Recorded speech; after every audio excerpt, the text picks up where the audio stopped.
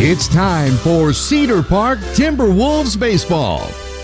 Head coach Lanny Williams leads the team as they go for the program's 6th district championship. Brought to you on the Vype Live Network by Toyota of Cedar Park, Adele Golf, Thundercloud Subs, Austin's go-to team realty, Alzer's Barbecue, ASI Protection Services, and Academy Sports and Outdoors. And now, calling the shots for today's game, here's the voice of the Timberwolves, Brad Cohn. Good evening, everyone. Welcome to Leander, Texas, and Raider Field on the campus of Rouse High School. This is Timberwolf Baseball Tonight, the live worldwide broadcast of Cedar Park Baseball on the Vype Network. I'm Brad Cohn via the T. Mitchell Padgett, our QA this evening. This is game 25 of the season already, our 13th broadcast in the 6th district game. Tonight, the Timberwolves face the Raiders of Leander's Rouse High School.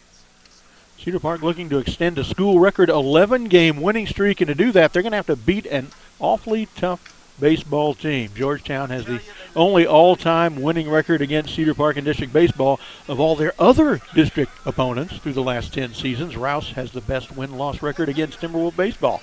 Cedar Park leads the all-time series just 9-7. But after 2014, we are just 3-4 against the Raiders.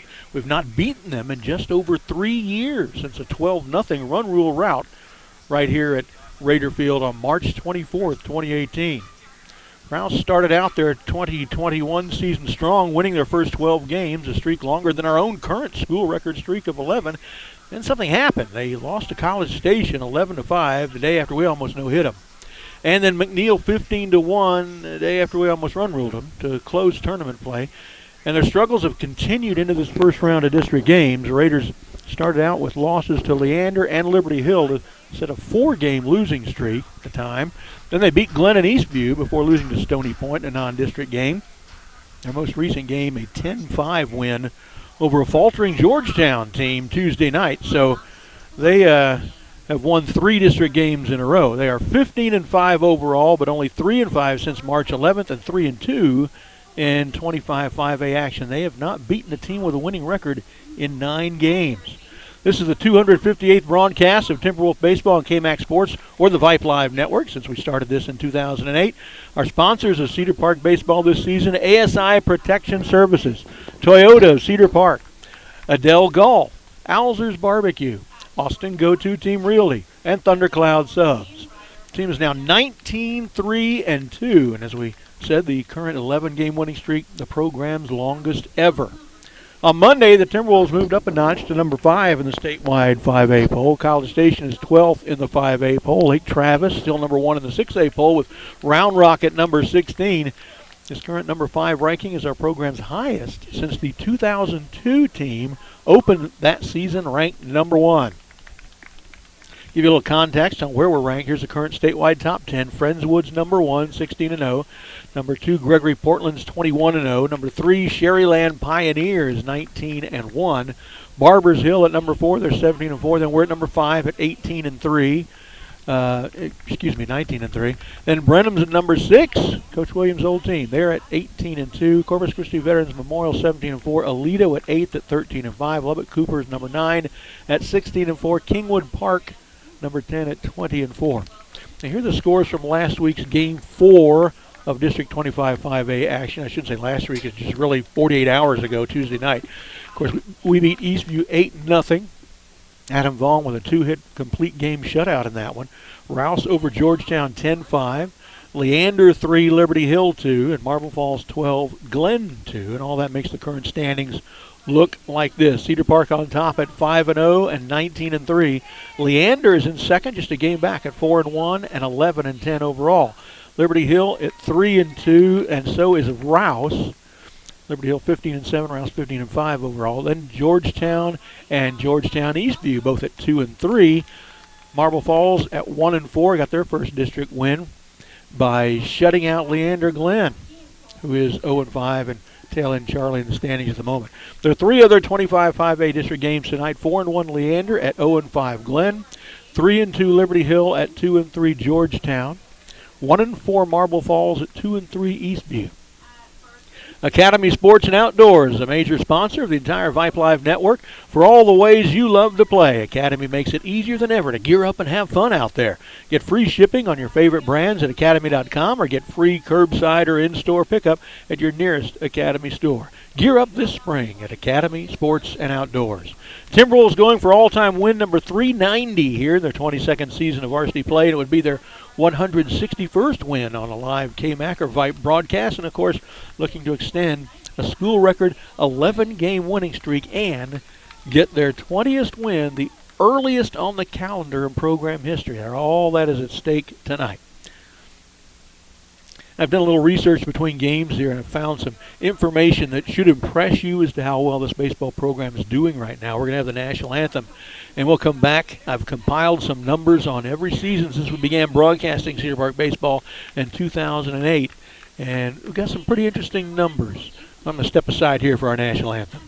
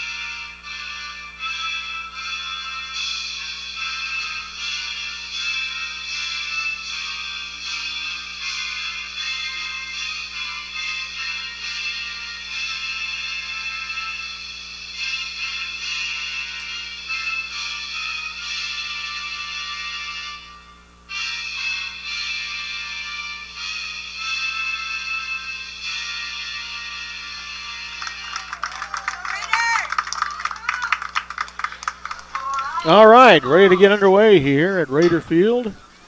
Eastern part of Leander. Rouse serves eastern Leander.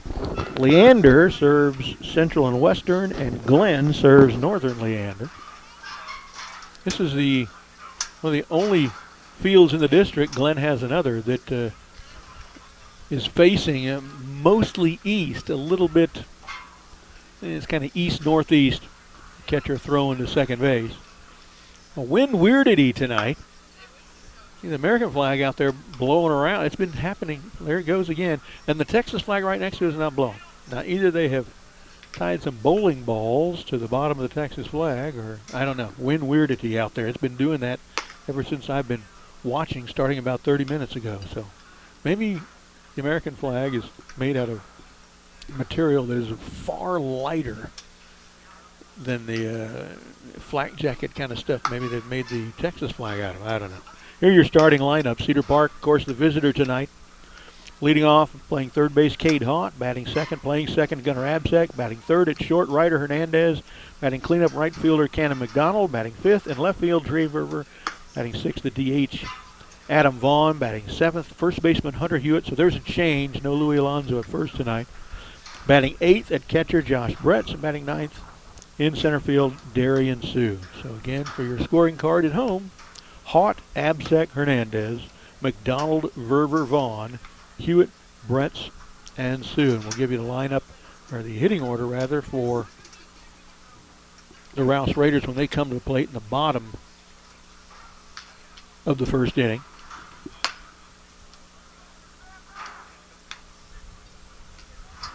Cade Haught watching the pitcher warm up. That is Daniel Norris, a lefty. Don't see a lot of lefty starters in the district, so.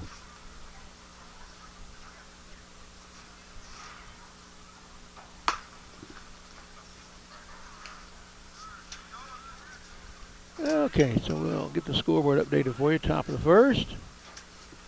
No score. Cedar Park coming to the plate.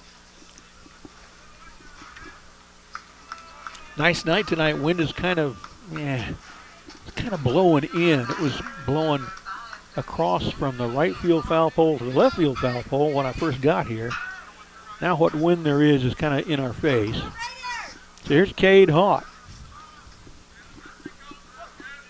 He likes to try to drop and bunt that first pitch. Let's see if he does it again. Yes. In the air, right over my head.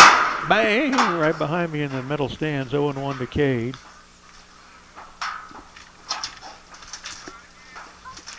Haught's numbers: 79 plate appearances, 61 official at-bats, 26 hits, 17 singles, 6 doubles, 2 triples, and a homer. Knocked in 12, scored 24. That one sails high. Walked 11 times, fanned 7 times, into the night hitting .428. Cade Haught.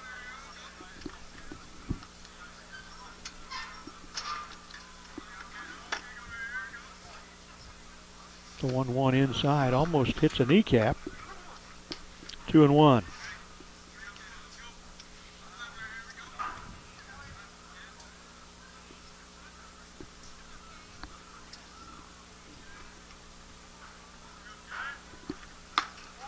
High and outside with that fastball. Haught quickly to 3-1 after fouling the bunt attempt on the first pitch of the game.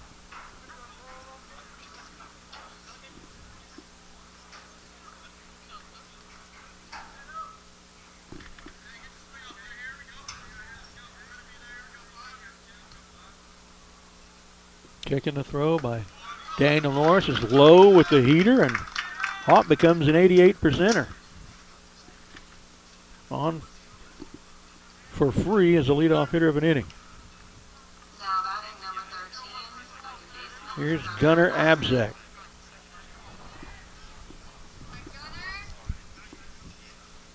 Gunner's numbers into the night: 89 plate appearances, 78 official at-bats, 25 hits, 19 singles, 5 doubles, a triple, 9 RBIs, scored 22 times, walked 9 times, struck out 12, hitting .321. There's a called strike 1.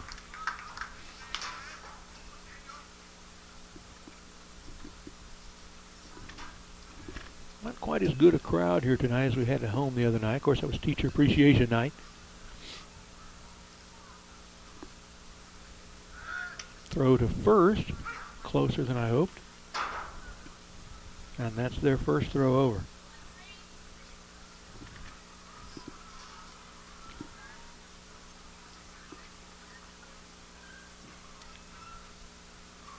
Another one. I was talking with Gunnar in the dugout before the game started about the field. It looks really nice. I asked him about it. He said, yeah, it's got these lumps in several places. It goes downhill to the left field fence. The shortstop, once he leaves the dirt, kind of steps downhill a few steps. Pushes it foul to the right side, 0-2 to Gunnar. So he said, yeah, I'm not really liking it. To the unaided eye, looks well groomed, nice and lush and green. Ryder Hernandez is on deck, Cannon McDonald in the hole. No outs. There's a third throw to first. They know Cade Haught is a shifty base runner. They are worried about him, want to keep him on.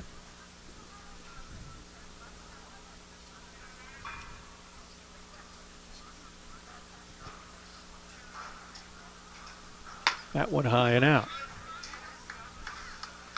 1-2 to Gunnar. Changing signs often at third with Coach Williams.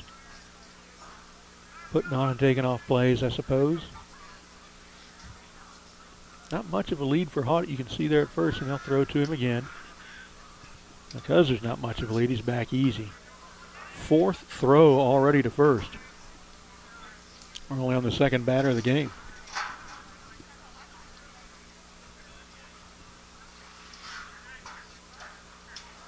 Swing and a miss. Gunner's down on the curveball. One away.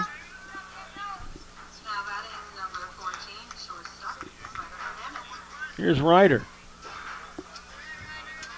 89 plate appearances, 73 official at-bats, 26 hits, 12 singles, 9 doubles, 4 triples, a homer, 25 RBIs, leads the team, 20 runs is very high on the team. Walked 8 times, only struck out 6 times into the night, hitting .356 for Ryder Hernandez. And bombing it deep lately, double and a triple the other night. This one back over our heads to the right. 0-1. All 3 batters have started out 0-1 against Daniel Norris.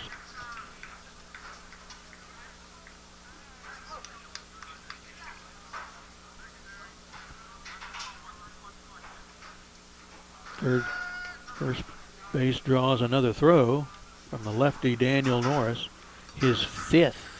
Remember that high school stat we found? Every 7th throw to a base by a pitcher in American high school baseball is thrown away. There at 5. Swung on and fouled out of play right side towards the softball field. Heads up over there. 0-2 to Ryder.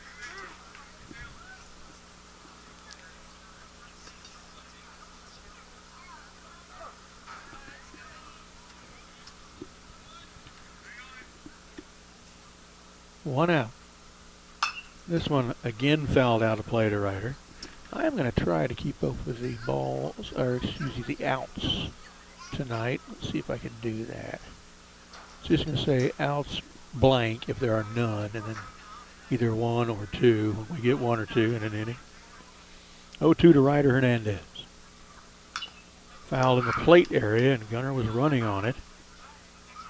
4 pitches, 4 strikes to Ryder Hernandez.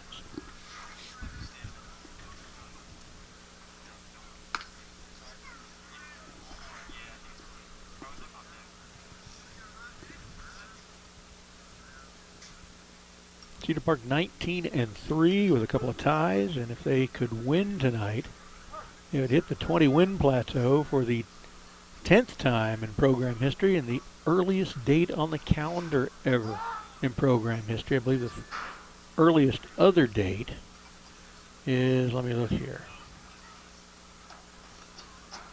21st of April? No, 8th of April. So we're about a week ahead of the best race ever to the 20th win. In the ground, Gunnar going. Throw goes to center. Not going to go. Nicely backed up by the center fielder Jake Alepa. Ryan Galloway, second baseman, couldn't corral the throw from Carter Heinrich.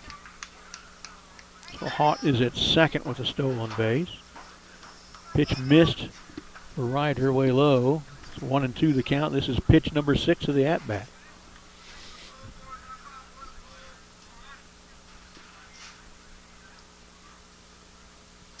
High, way high.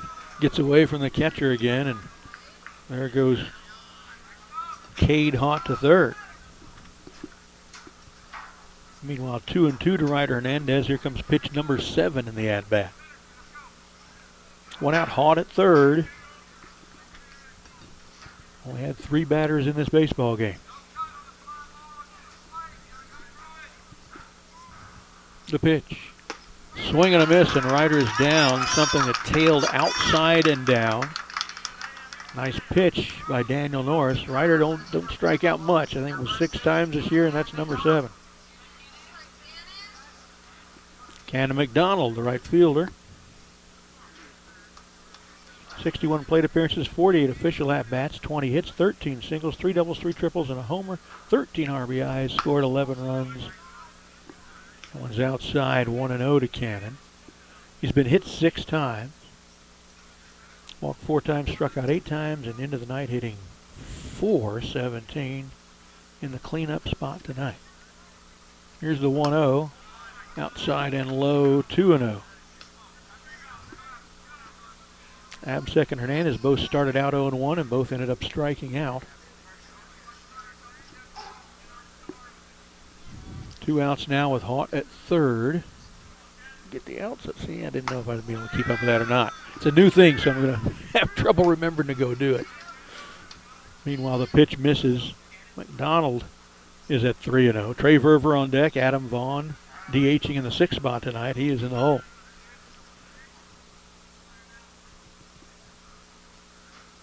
That's a nice pitch for a called strike. 3-1 to Cannon. Probably had the take on because that was a beautiful pitch. make them prove they can throw the strike to you when it's 3-0. I get that.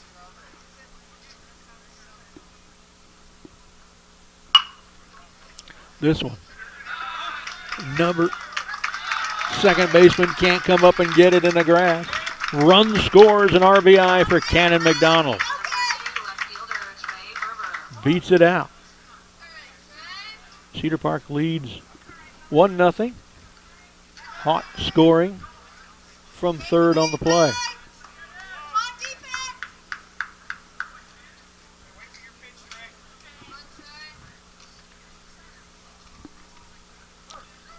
Trey Verver steps in.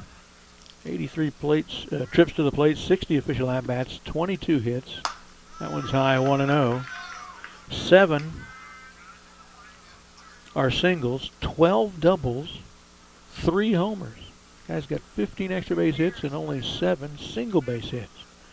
23 RBIs leads the team, 23 runs leads the team. Runner goes, throw down, not going to be in time, wrong side of the bag as well. Stolen base for Cannon McDonald.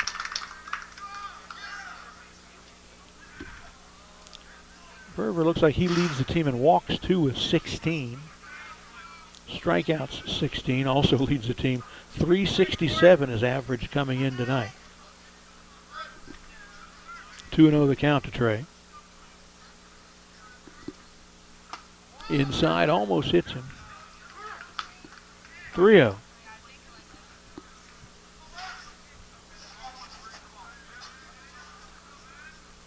This will already be the 25th pitch of the game for Daniel Norris. Fouled out of play right side. 3-1 to Verver. Adam Vaughn on deck. Hunter Hewitt in the hole. 2 outs though. McDonald in scoring position at second. 1-0 Timberwolves. Lights are already on. Sun's behind the stands now. Behind us in the second baseman and right fielder's eyes. Trey thought he had a walk because that was low and outside, but the umpire liked it a lot more than we did. 3-2 the count. Now Norris 1 strike away from getting out of this with minimal damage.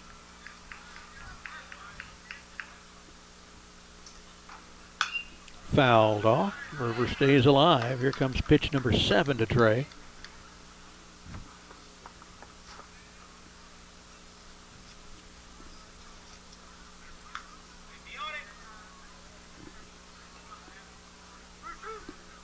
Going to get a little cool tonight. I'm glad I brought my Timberwolf pullover.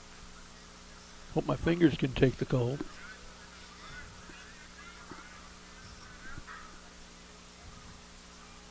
Runner's going. Swung on, lifted, foul territory. Chasing it, the first baseman. Can't get to it.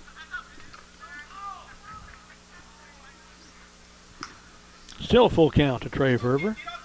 This will be pitch number 8 of the at-bat.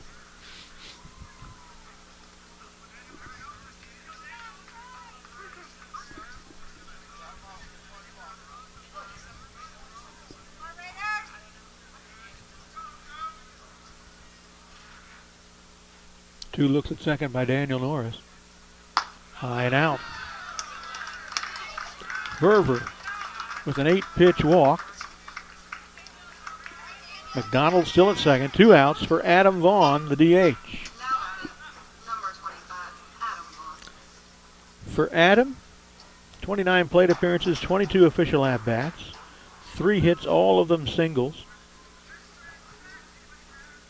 He's got 6 RBIs though, scored 2 runs, been hit once, walked 6 times, struck out 5 times, hitting .136.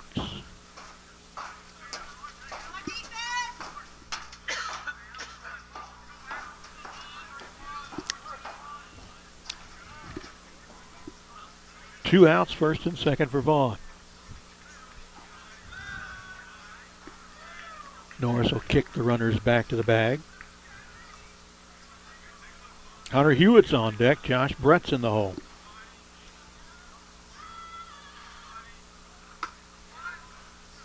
I thought he was going to ring him up on that one from his body language, but he didn't do it. 1-0 to Adam.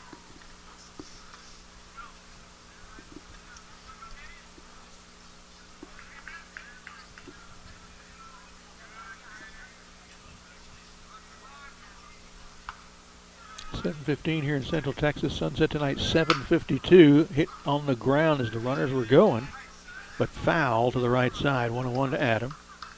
Couldn't quite catch up to that one.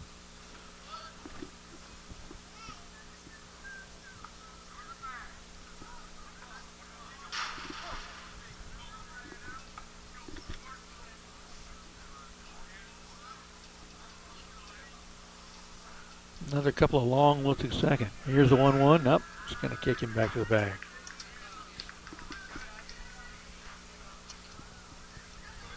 Sun won't be in eyes for very long here. Second baseman and right field are really the ones with the problem at the moment. And there's a hard liner through the hole in short and third. Rounding third, coming home, and scoring 2-0. Cannon McDonald. RBI single, 2 left for Adam Vaughn. Pushes Verver to second. There are still 2 outs. Cedar Park now up 2-0.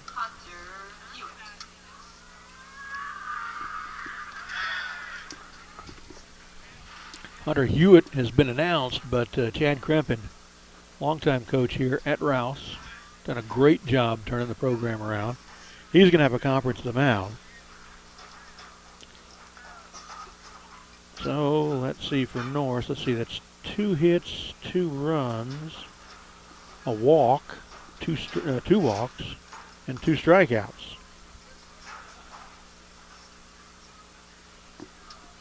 Less than an innings of play. Innings worth of play. We're at the 7-hitter for Cedar Park, first baseman Hunter Hewitt. Hunter's had 26 plate appearances, 21 of them official at-bats, 8 hits, 7 singles and a double, 4 RBIs, 4 runs scored. Walked 5 times, struck out 9 times, and hitting .381, Hunter Hewitt.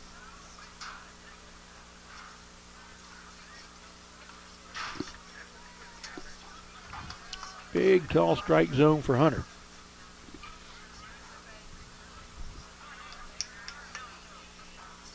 Playing first tonight for Louis Alonso, swing and a miss. 0-1 to Hunter.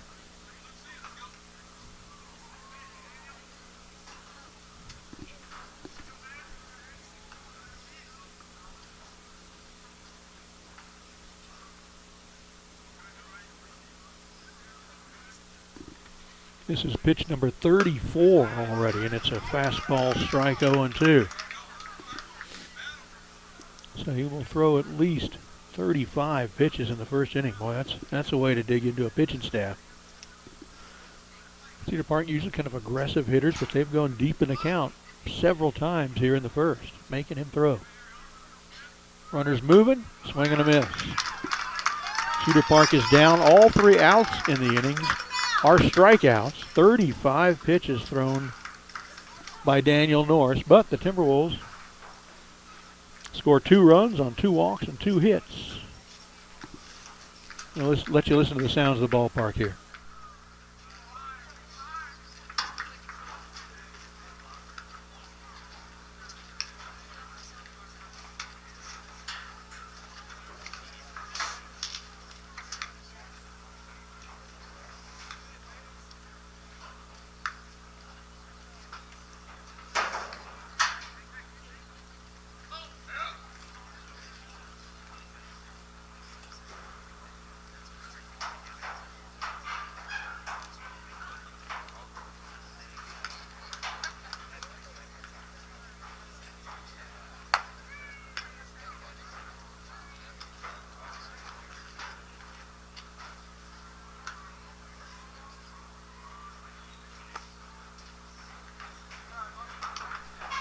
Well, usually they play music at these things, but I guess not tonight. We're going to have Ben Cooper on the mound. Let's give you his numbers here in just a second. Got 21.1 innings so far this year. Has appeared in 4 games. All of them starts. His record is 3-0. Given up 19 hits, 7 runs, all of them earned. Walked 16, struck out 18. Tied for second on the team with Trey Hibbets. Hit 3 guys, an ERA pretty respectable, 2.297. Got a whip of 1.641. Numbers for Ben Cooper on the mound tonight for the Timberwolves. Rouse, you want to fill out your scorecard for them. They will start off with right fielder Keegan Solomon, batting second. In center field, Jake Alepa, batting third. Left fielder Oscar Salazar, batting fourth.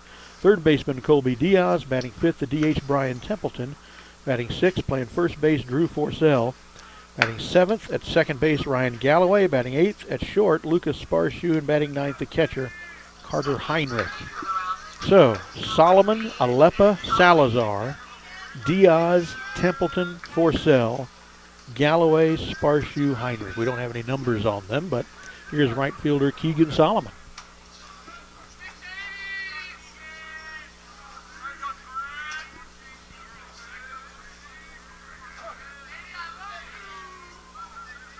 First pitch from Ben Cooper. Fastball high and in, 1-0.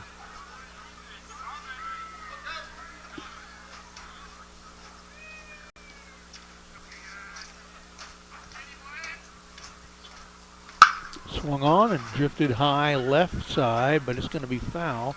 Got a chance to catch it in foul territory, and he does just before he smacks against the wall. Great job by Trey Verver.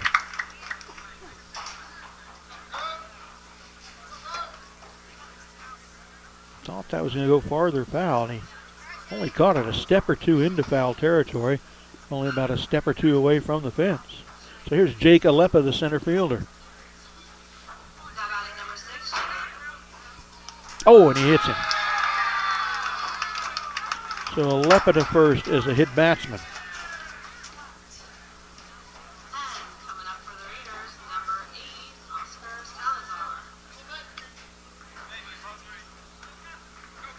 And here's left fielder in the 3-hole, Oscar Salazar. Taking signals from Coach Krempen up the third base side.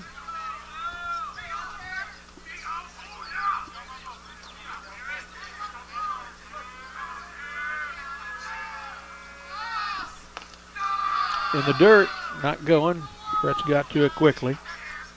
1-0. Lots of noise from the Rouse dugout, and as I recall in previous years, we didn't play them last year. It's been a while since we played them, but they're one of the more creative and noisy dugouts. Fastball for a called strike one, right at the knees. Good pitch by Ben Cooper. I am glad the wind is dying down here as the sun gets lower, because it's going to be cool. I want to work on a wind chill. That throw to first was nicely scooped by Hunter Hewitt. Our first throw over. Salazar waiting is 1-1. There it is on the ground. A hot one hopper goes to Gunner at 2 for 1. Oh, Gunner drops it.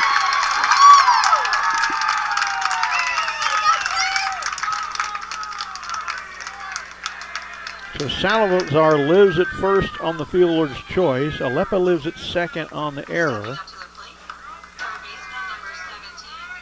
Colby Diaz, the third baseman. Looked like we had an inning-ending double play for a second there, but couldn't keep it in the glove.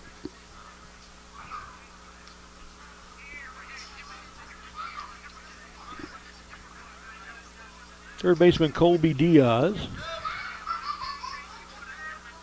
Interesting uniform for Rouse. Their colors are kind of a maroon and goldish kind of thing. I think I see a little bitty maroon stripe in between two white stripes at the end of their sleeves. Everything else is black and white. Inside with the fastball, 1-0 to Diaz. Every batter started out with a first pitch ball against Cooper.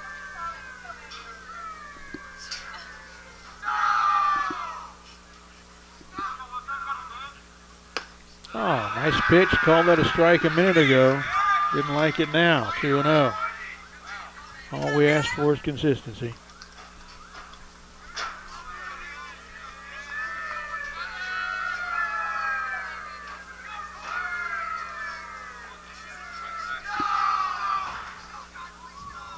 Long look at second by Ben Cooper.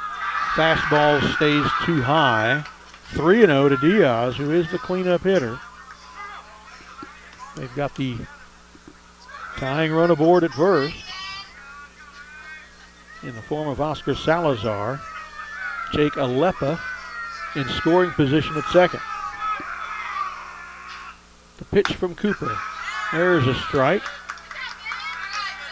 Came down an inch or two from that last one. So now you kind of know where the top of the strike zone is on Colby Diaz, Ben. Prove another strike. Lifted into left center field. Over goes Verver. On comes Seuss, who calls off Verver and makes the catch. Either one of them could have had it. We'll call it a fly out to 8. Lots of Cedar Park clapping behind us. Glad to hear that. So 2 down for Ryan Templeton. Designated hitter hitting in the 5 spot for the Raiders. Alepa still at second and Salazar at first for Rouse.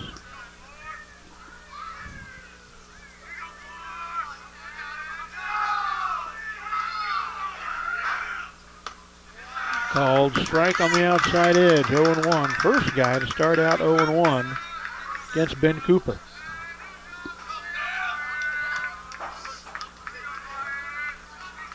Good Friday tomorrow. That's why this game is tonight and not tomorrow night. There's a nice pitch he went to sleep on, 1-1. And no game Tuesday either. That's kind of unusual. So the Cedar Park Timberwolves will go 8 days between games. They won't play again until Friday night at home, Georgetown. On the ground, Hott with it at third.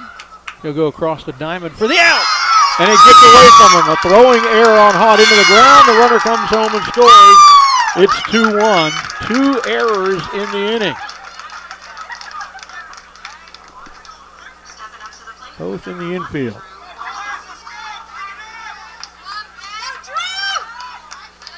So it's Alepa scoring from second. Salazar has stayed at second, going there from first. Templeton's at first. Still 2 outs for the first baseman, Drew Forcell. Can't mess around with errors on a good team like Rouse.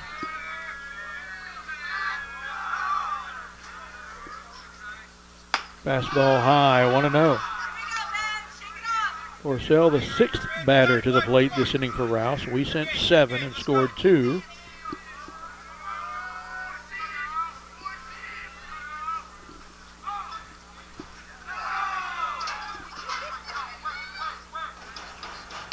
Fastball called strike, 1-1.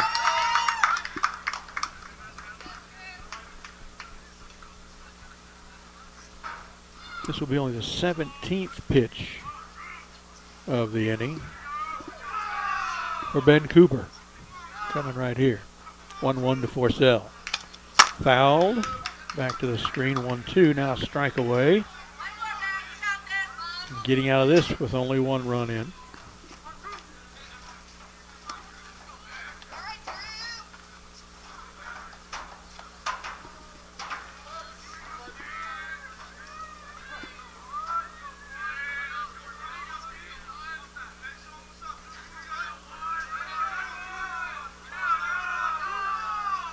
The pitch from Ben. A little low and in the dirt. 2-2. Still just a strike away. Still ahead in the count, Ben is.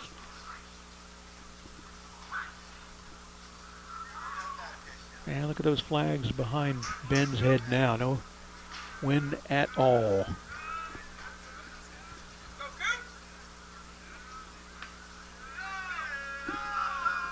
From the stretch, Ben Cooper. Fouled in the plate area. Still 1-2 to Forcell as he stays alive.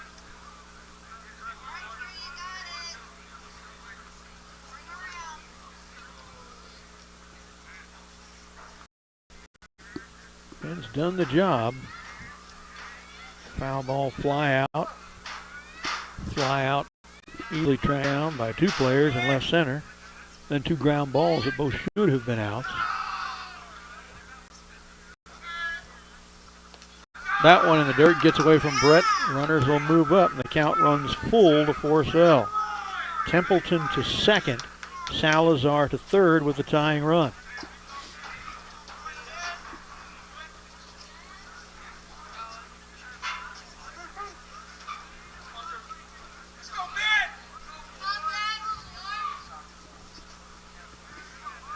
Full count to Forcell.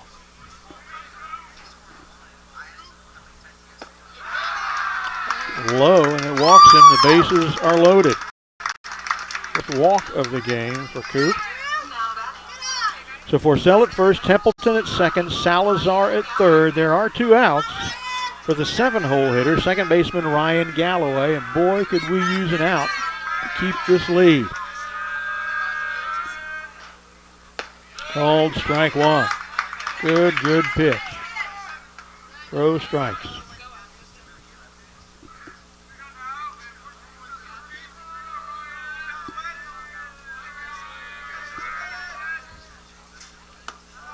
Low, 1-1.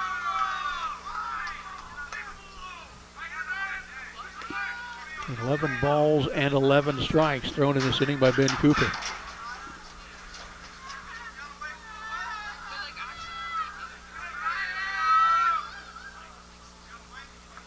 Swing and a miss, 1-2. We've been here several times this inning. Strike away or just an out away. They cannot seem to get out of the inning. Should have been a 3-up, 3-down inning. Fouled into himself for Galloway, still 1-2.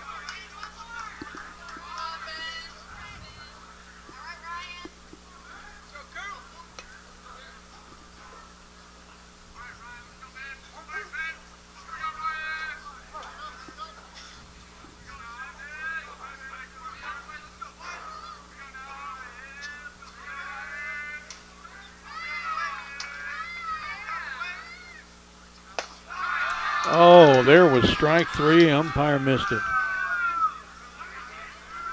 2-2 on the EU. Those of you who've seen our broadcast before, you know what an EU is. You know, E3 is an error on the first baseman. E1, an error on the pitcher. EU is an error on the umpire. Well, that wasn't as good a pitch as the last one was, so that's what you call a makeup call. But Rouse sends 7, scores 1, leaves the bases loaded, importantly. This game now, 2-1 Cedar Park. And we'll be back in just a minute.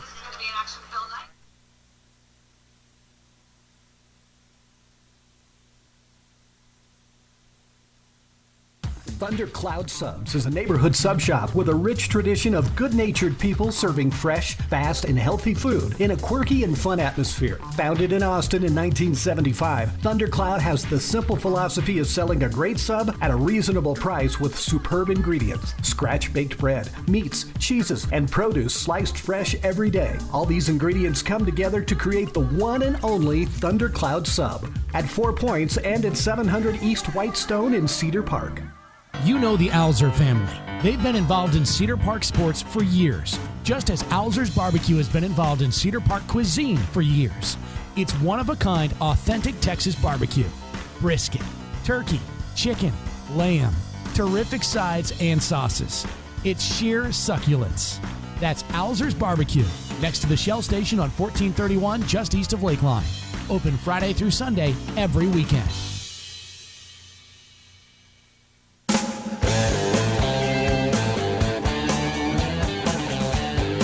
We'll go to the top of the second now. Cedar Park up 2-1, coming back to the plate.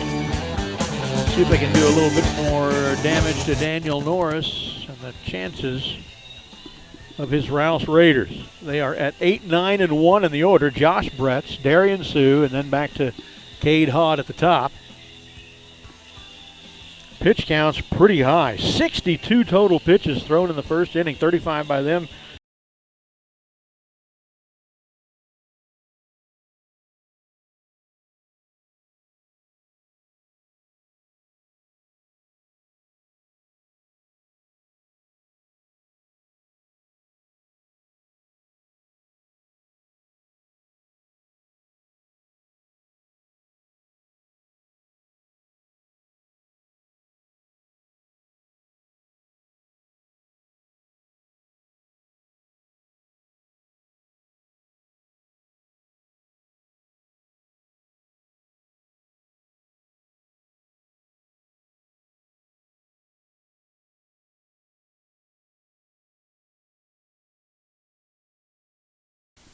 Look at the right column here. 12 hits, 9 of them singles, 3 doubles. 4 RBIs, 2 runs. Of course, they lift him again for a pinch runner since he's the catcher a lot. Been hit once, reached on error twice. Walked 6 times, struck out 11 times, hitting .293. Josh Bretz. That one misses. 1-1 to Josh.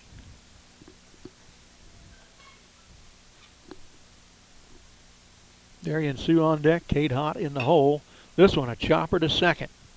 Up for it, makes the throw in time. Ryan Galloway to Drew Forcell for the out, and there's one down. Darian Sue, best hitter on the team.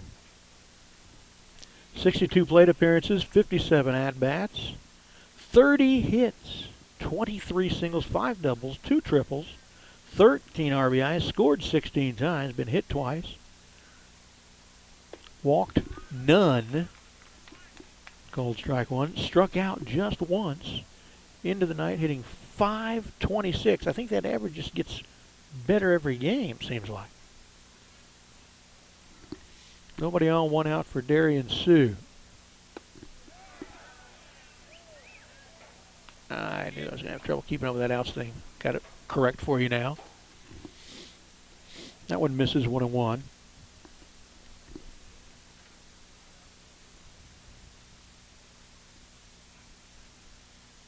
Inside and low. Almost hit Sue in the legs. 2-1.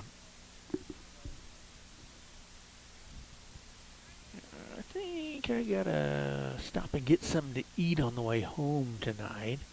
Kind of like a Friday here with Good Friday tomorrow. I'm thinking maybe Whataburger. Tap, plate area foul. 2-2 to Darian. 1 strikeout. You know, the guy's been to the plate 62 times and only struck out once. That's pretty amazing. Talk about putting it in play. Tough out.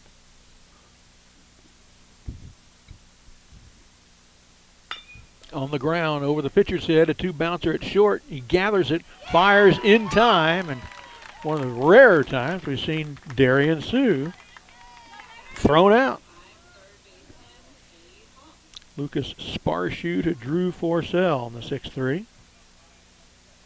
So 2 outs for Cade Hott at the top of the order, nobody on.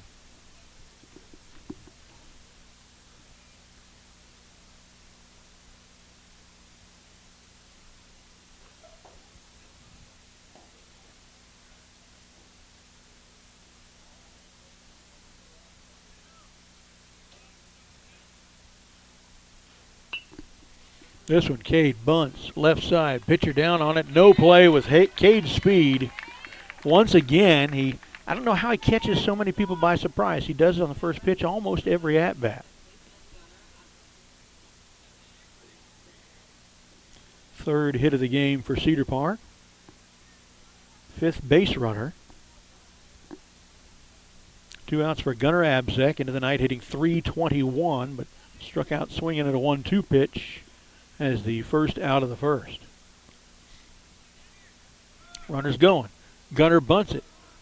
Pitcher's only play is first, can't pick it up. Cade's going all the way to third because the third baseman left his spot. Outstanding running by Cade Hott. You saw him motoring around second, folks. That is one swift cookie. Goes first to third on a hit that went about 45 feet. And I'm going to have to give an E1. The pitcher could have had Gunnar. He could not pick it up. He was distracted by knowing that Hott was running around behind him. So Gunnar's at first. Cade Hott at third. 2 outs still for shortstop Ryder Hernandez, into the night hitting .356. Struck out on a 2-2 pitch first time up. Throw over to first. Nothing doing. That's the 6th time they've done it. 1 out of every 7 throws, high school baseball in America, is thrown away when you're going to a base from a pitcher.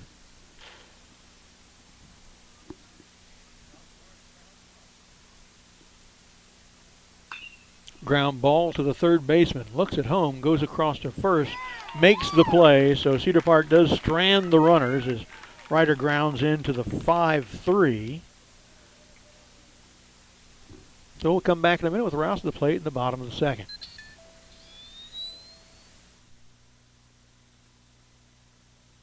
With ASI Protection Services, it's always safe. It's that simple. ASI Services provides commercial and residential alarm monitoring services. ASI does the install and monitoring for way less than the large security chains. They've been in business for 21 years. ASI also offers home automation services, repair services for access control, alarms and CCTV, plus security camera installation and repair. That's ASI Protection Services. Call 512-467-2615.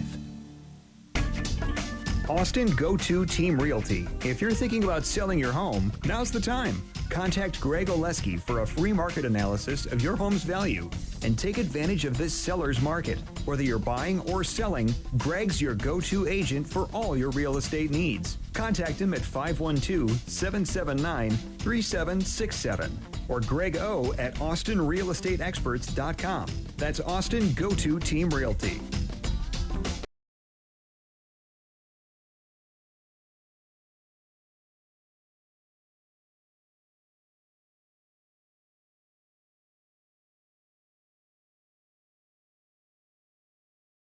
Cone here via the tee, along with Mitchell Padgett doing the QA job for us tonight as we bring you Vype Live's worldwide broadcast of Cedar Park Timberwolves baseball. Leading 2-1 as we go to the bottom of the second. They are at 8-9-1 in their order, just like we were in the top. Here is shortstop Lucas Sparshu. Made a good play defensively in the top of the second.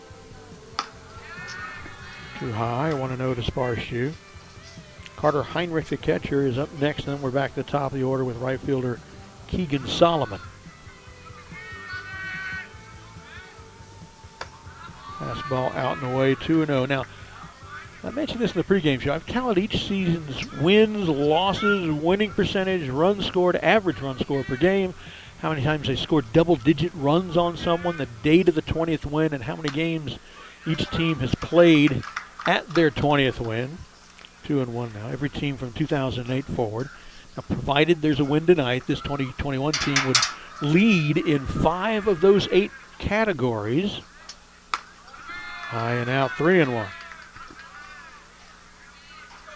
With total runs and total wins still accumulating for a chance by the end of the season to lead in all 8 of these categories. We'll take a look at them here during this inning. There's a called strike.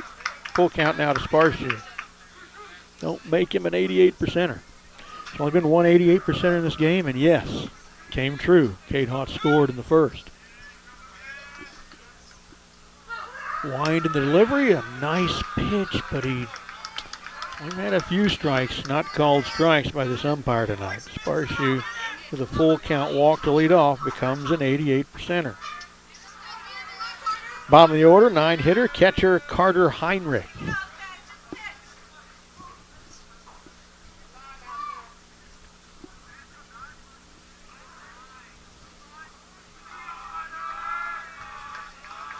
Shows bunt, pulls the bat back.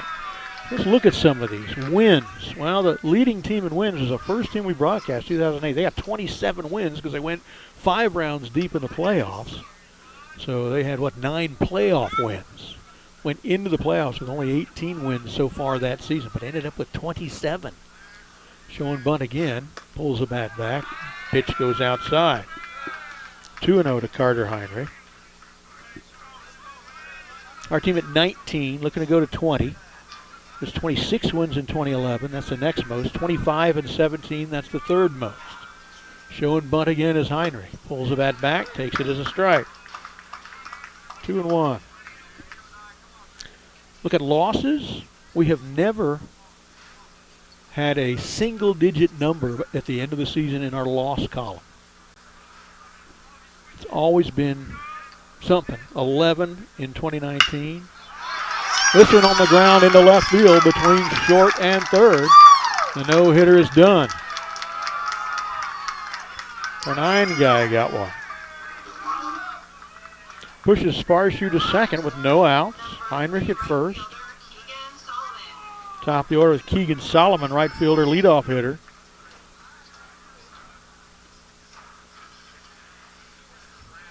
He fouled out to deep left field and a running Trey Verver. So yeah, the least losses we've ever had. 2011, we were 26-11. We're 19-10 in 2015. 25-10 in 2017. This one goes high and through the screen, and the runners move up. 1-0 to Keegan Solomon. Now Sparshu is at third with a tying run. Heinrich in scoring position at second with a go-ahead run. Still no outs. So yeah, we've never lost a single-digit total. Right now we've got 3, so that could be another school baseball program best that we could establish this year. Fastball high and out, 2-0. Winning percentage, 64.71 in 2012, 65.52 in 2015 and 16, 71.43 in 16. There's a line drive foul, third base side. 2-1 to Solomon. Yeah, 71.43 at 25-10 in 2017. 70.27 at 26-11 and 2011. Those are our best. Right now, this team is at 86.36. This one's lifted towards center. Darian Sue has it tracked in. Makes a few steps up, catches. Runner does not go home. They cut it off. Now the runners are trapped at third and second. Do you throw it back to second? Yeah. Oh, they threw it into center, and the run's going to come home. Probably should have just kept the ball there. Been satisfied with no one coming in. Instead, the game's tied. Sparshu going from third. Heinrich goes to third. Keegan Solomon, it was a flyout. No RBI because he went later. There is one down, but now we got a tie game for Aleppo.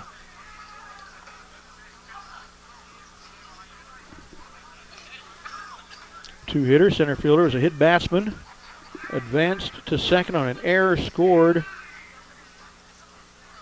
later in the inning, their first run. Yeah, you don't go back to second on that throw. We're going to appeal. Nope.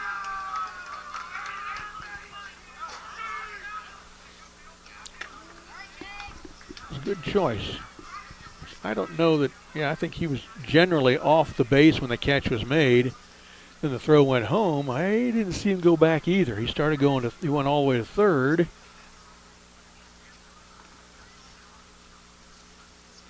But you know what? He did get back to second diving when a throw went over his head, so that counts as the tag up. Coach is making that case, but I think that counts as the tag up when he dove back in and the throw went over second baseman's head, or maybe it was Ryder's head, into center. Coach is, at least not arguing the call now. Maybe satisfied.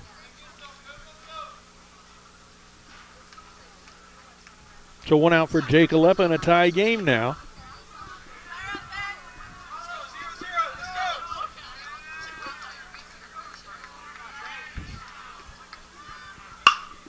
Line foul out of play to the right side, 0-1 to Aleppo.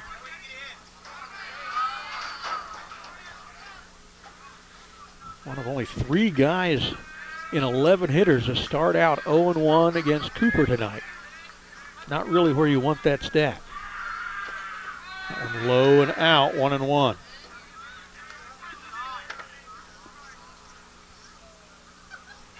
Cooper still has only given up 1 hit. Just 2 batters ago, first hit of the night. 3 errors have led to all 3 runs, or both runs rather, I should say. That was a called strike. It's pretty far outside. I'll take that. Thank you.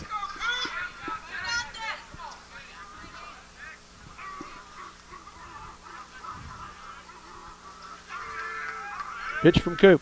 High, goes to the screen, but comes back to Bretts pretty quickly, and the runners don't advance. 2-2 to Jake Aleppo. That was fortunate. Might have crossed Bretts up that time. Thought something was going to be dropping lower. Wasn't prepared for that, it didn't look like.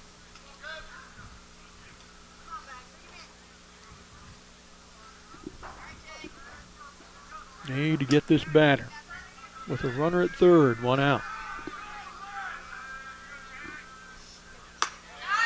Fastball outside. Full count to Aleppo. Cedar Park fans want it, but it looked outside to me.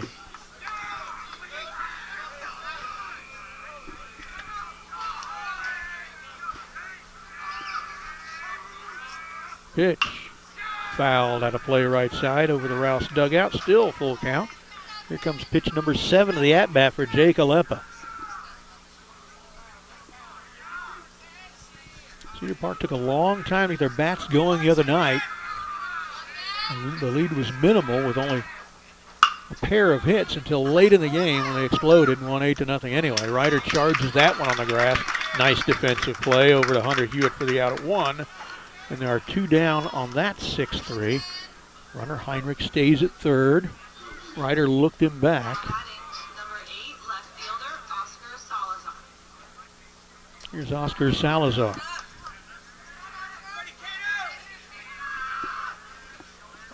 On with a fielder's choice. Was stranded at third in the first. Fastball. Wow, low tie. I think this guy's strike zone is kind of hard to find. But he called it a strike. Thanks. 0-1.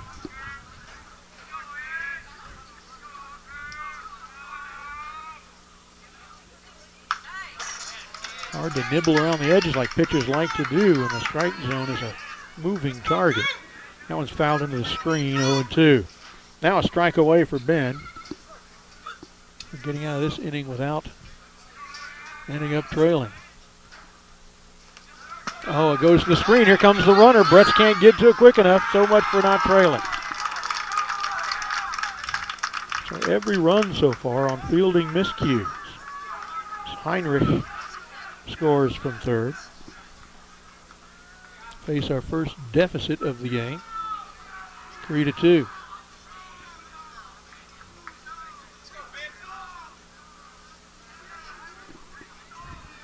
Counts 1-2 to Salazar. Nobody on now with 2 outs.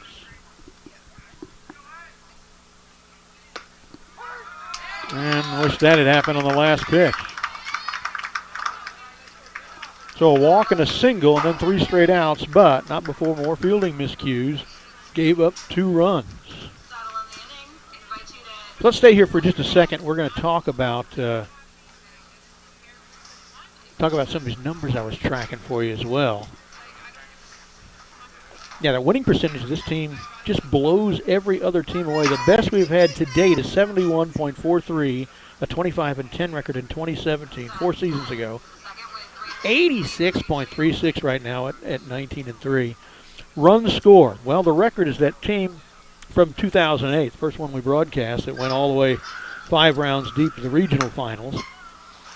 They played 44 games with a 27-17 record. 44 games. Scored 268 runs. Our team has scored 181, but we've only played in 21 games. This team that scored 268 played more than twice as many games as we played. But we've got more than half as many runs as they scored. So what that means is pushing us to the average run scored number. Oh, before we get to that, though, other runs scored totals that are above us, let me see, there's only 193 runs in a 34-game season in 2012. So we already, with a lot of baseball yet to play, are the 3rd highest scoring Cedar Park baseball team. Let's get the run score, or the average run scored. Here they are through the year: 6.09 in 2008. Now just keep going forward. 4.75, 4.84, 5.55, 5.51. A bad year, 3.91. We ended up last in district that year, by the way.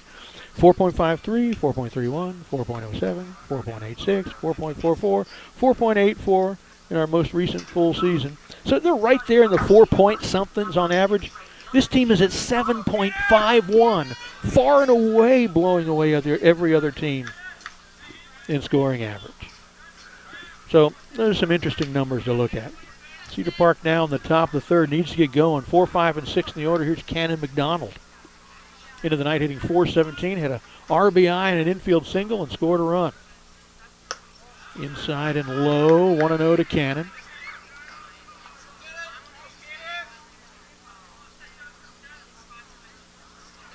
First batter in the last 8 to not start 0-1 against Norris.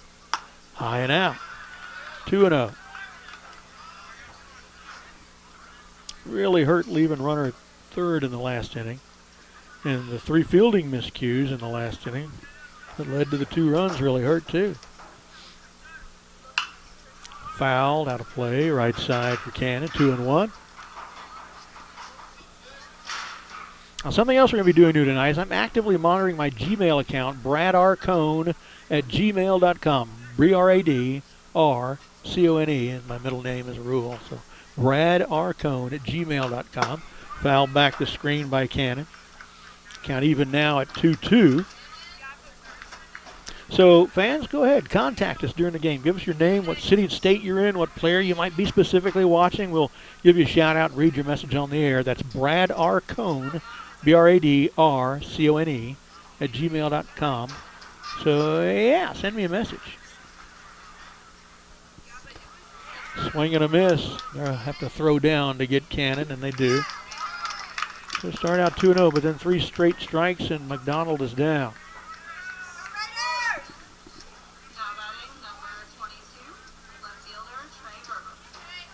One out.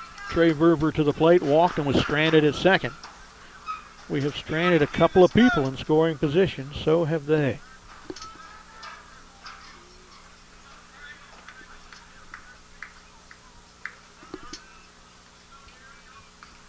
Verver into the night hitting .367, that one low, 1-0. Leads the team in home runs. No wind-aided home runs tonight, that's for sure. A couple of them I've seen from Verver didn't need any wind at all. Could have hit him against the wind. High, 2-0. Just like Cannon started out. Yeah, Brad R. Cone @gmail.com. If you're watching tonight, tap me a message. Give a shout out and read it on the air for you. Fastball, lifted, foul territory. First and catcher chasing it. They both call each other off. They both stop looking at the ball and look at each other at the same time. The ball drops. Well, there's a little bit of luck. Keeps Trey alive at 2-1. An old boss of mine for years, one of his favorite things he used to say is, I'd rather be lucky than good. Sometimes that's true, but I don't know, I'd rather be good.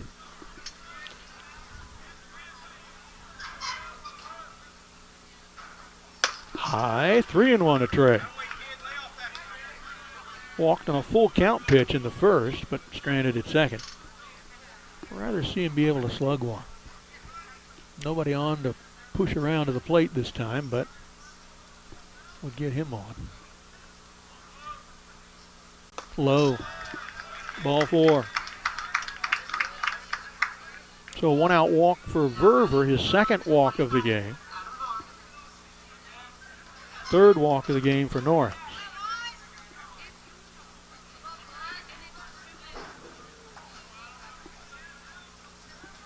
Here's Adam Vaughn, DHing tonight, into the night hitting .136. Better than that now, had an RBI single in the first.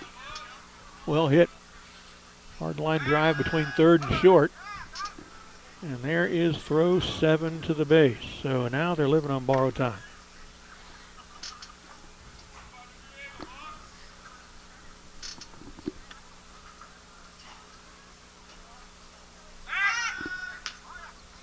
Another one. Throw 8.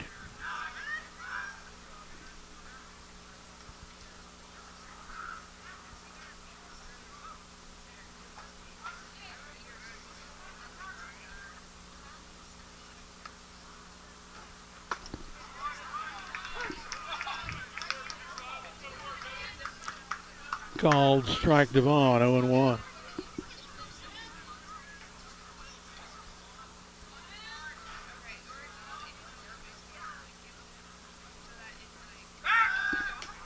Another throw to first, nothing doing.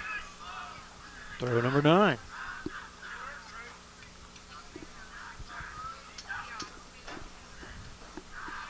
One out.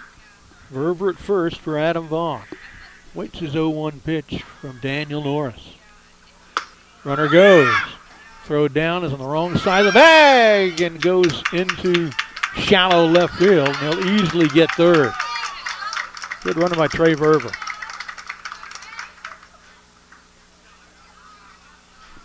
The pitch looked good. I didn't see what he called it. He didn't make a strike motion. It looked like it was right down the tube to me. Coach Williams talking with Vaughn now. Scoreboard still says 0-1. It might be 0-2. They're showing 1-1 on the scoreboard now. Well, we'll go with that. Ump hasn't corrected it. That one's high and make it 2-1. Yep, Ump just said 2-1.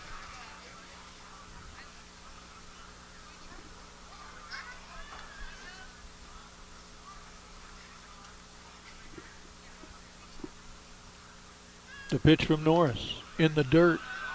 Catcher nicely blocks it, keeps it in front of him in the plate area. It's 3-1 though to Vaughn. Let me see. 1, 2, 3, 4 is the fifth batter of the game out of 15. A third of them that have rung up a 3-ball count from Norris.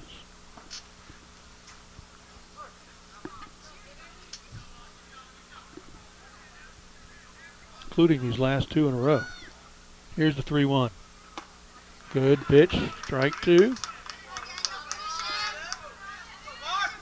Hunter Hewitt on deck, Josh Brett's in the hole.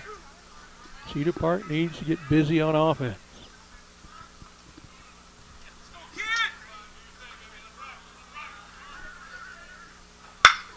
There's a hard one into left field.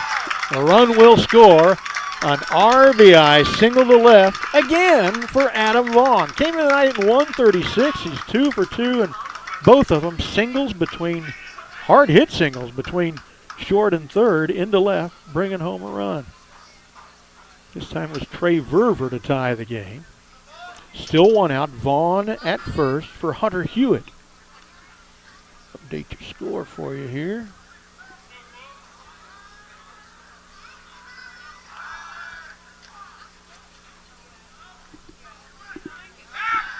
Another throw to first.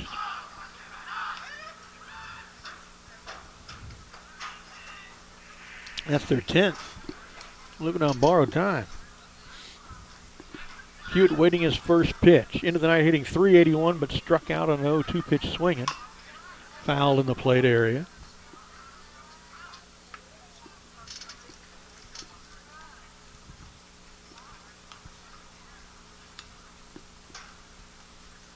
New baseball game at the moment. Rouse, though, hasn't had a chance to respond yet in the bottom of the third. Cedar Park's got to figure out how to get them out without scoring. Another throw. That's 11.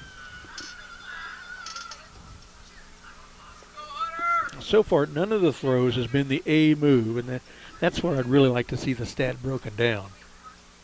You know, if you throw your easy, slow, two-hopper to the shortstop, steps on second and way overthrows first. And nicely backed up by the catcher, though. So Vaughn is out on the 6U at the bag at 2. Hewitt lives on a fielder's choice because you can't assume a double play, although that thing was thrown way high. Might have gotten Hunter. But scoring-wise, you can't assume the double play. There's 2 down for Josh Brett's into the night, hitting .293, grounded out to second the first time up.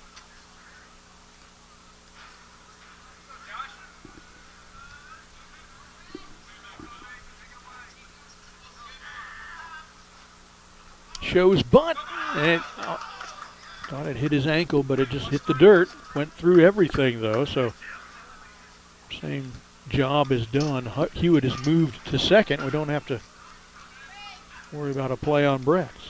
Counts 1-0 to Josh. Darian Sue is on deck. .526 hitter.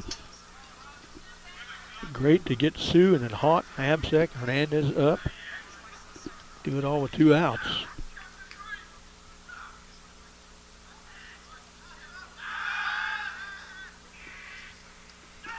Norris preoccupied with Hunter Hewitt at second.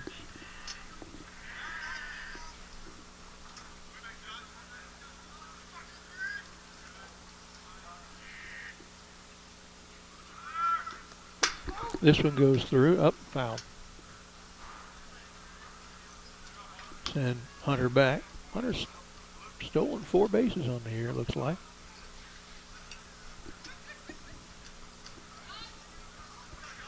Remember, send me a message, Brad R. Cone, BRADRCONE, at gmail.com. We'll give you a shout out on the air. Tell us your name and where you're watching from. And if you got a favorite player you're watching, there's a throw back to second. No. Throw number 12.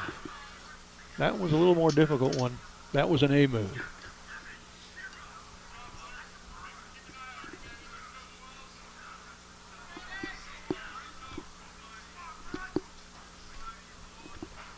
One and one to Brett. 1-2, fouls it into the net.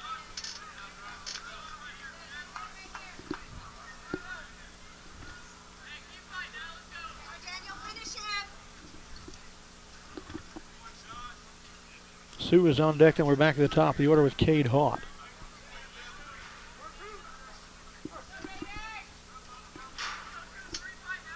Comes the 1-2 from Daniel Norris to Josh Bretz. Lifted into right center field. Over to his right, tracking it is the right fielder. Makes the catch, Keegan Solomon. And the inning is done, but not before Cedar Park has another hit, another walk, and another run, and ties the game at 3. We'll be right back in just a few minutes with more Cedar Park baseball right here on the Vype Live Network. Here's what they believe at Toyota of Cedar Park. They believe in fostering relationships that are built on trust and integrity. They believe their team deserves to work in a supportive, competitive, family environment. They believe in respecting your time and intelligence, and that's why they offer an express purchase and express service. Lastly, they believe in sharing their passion with you. They're just south of New Hope Road on the southbound side of 183A. Find them online at toyotaofcedarpark.com. Hey, buddy, you say you wish someone was covering your favorite high school sports teams? You just couldn't make it to the game and you need to find out now what's going on? Well, my friend, your prayers are answered. Go to Vype.com and hit Find Your School to see what Vype is saying about your great community. See for yourself why Vype is the leader in high school sports coverage in Texas. Check us out at Vype, VYPE.com.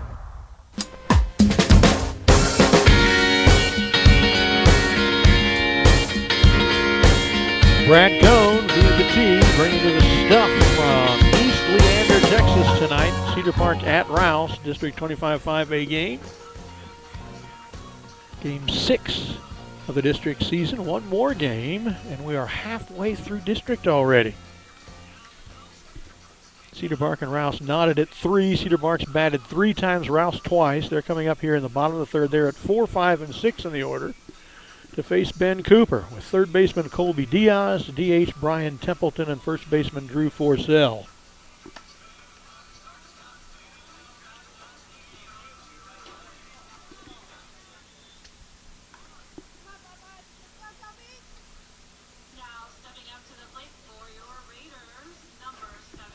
Man, we got our first message. All right, got a winner in that contest. I wish we had a prize to give you. We'll read it in just a second. Colby Diaz steps in, their third baseman, a cleanup hitter. Flied out to Sue in center. First time up on a 3-1 pitch. First pitch is inside, 1-0. Got a message that says, love watching y'all. I'm a little partial to my grandson Cannon the Arm, or Cannon the Bat McDonald. I also see son Clark, daughter-in-law Angie, grandson Carver go up and down the stands. Yeah, they're all around. They're working a lot of the games for us. Excellent commentary. Well, thank you very much. Go Timberwolves. The Greggs, Grandma from North Carolina. 2-1 now to Colby Diaz. So thanks for that. And rest of y'all get busy. Send us some more messages. That one misses 3 and 1. And that is the 5th of their hitters to go to a 3-ball count.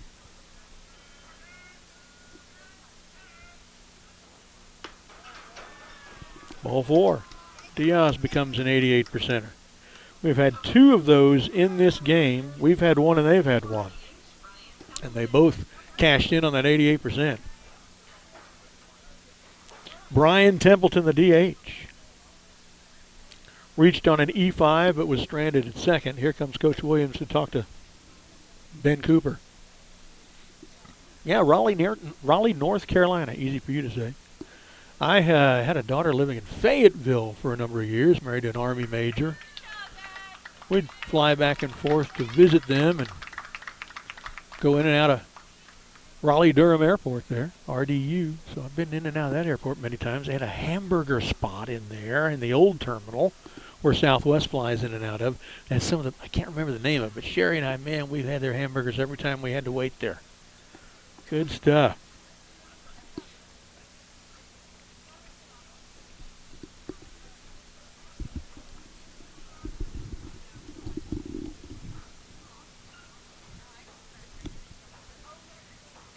Trey Hibbets is going to come on in relief. We're going to go away for just a minute, and when we come back, we'll give you Trey Hibbets' numbers. You're watching Cedar Park Baseball, Vype Live.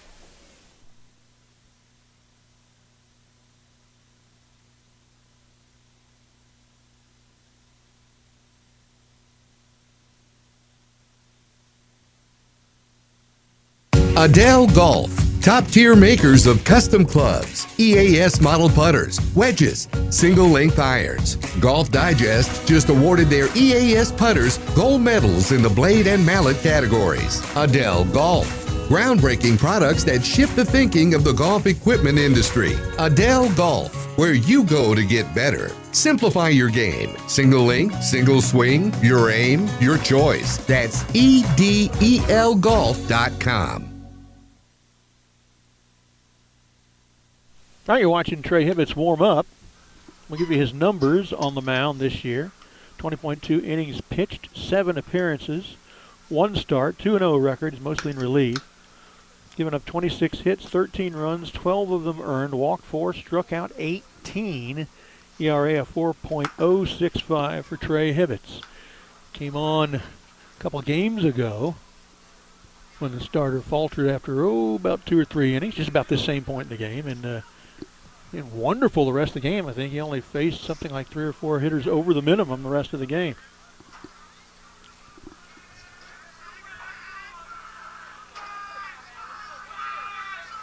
So here is Brian Templeton. Home with an E5, stranded at second. First time up, but facing a new pitcher in Trey Hibbets. Fastball hit on the ground to Cade Hott.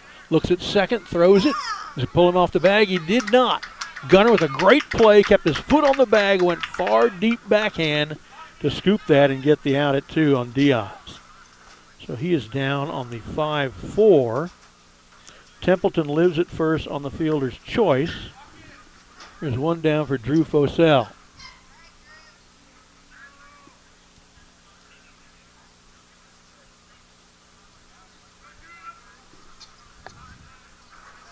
Fosell, 6-hole hitter. The DH, the first baseman, walked on a full count pitch in the first, but was stranded at first when they left the bases loaded that inning. Inside with that one, 1-0.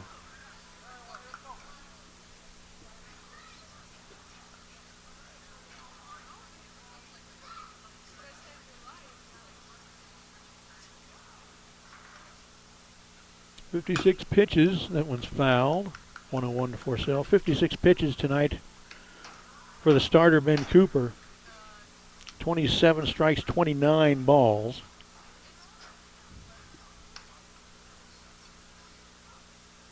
He's up 3 runs, 3 walks also. Strikeout, a hit batsman, only 1 hit. That left the game as a 3-3 tie, swing and a miss. 1-2 to Forsell. Well, we need a performance out of Hibbets like he gave us about a week ago. Guess it was Friday night when he did that. Brett's quick snap throw. Pretty nice, neat, nifty move by Hunter Hewitt on that backhand tag, but Templeton was back in time. 2-2 now to Drew Forsell. Need the out. How about a hard one hopper at the Ryder's left? That should clean up the inning. High with a fast ball, full count now to Forsell.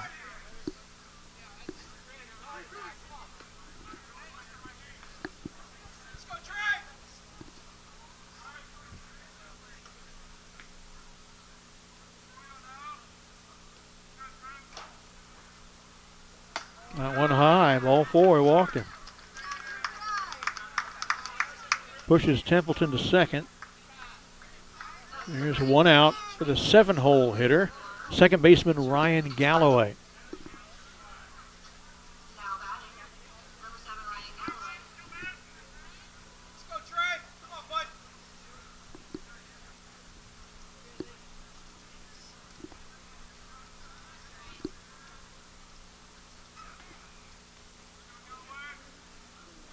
Swing and a miss. He was late swinging on that one, Galloway. 2 out of the first 3 hitters to face Trey Hibbets now started 0-1. It's something that Ben did not do a good job of today. Only 4 of the batters that faced him started 0-1. There's a foul bunt, first base side 0-2.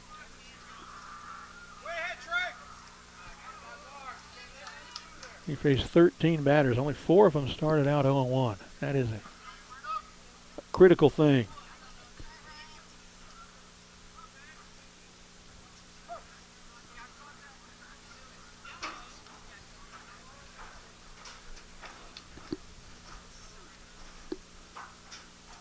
Swing and a miss.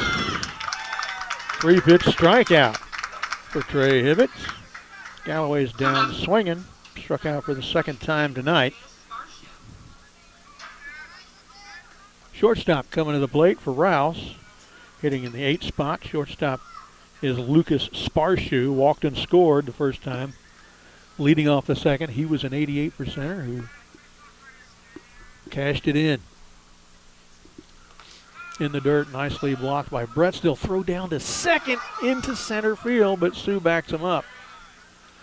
It's the second time we have thrown at a runner coming back to second and thrown it into center field tonight.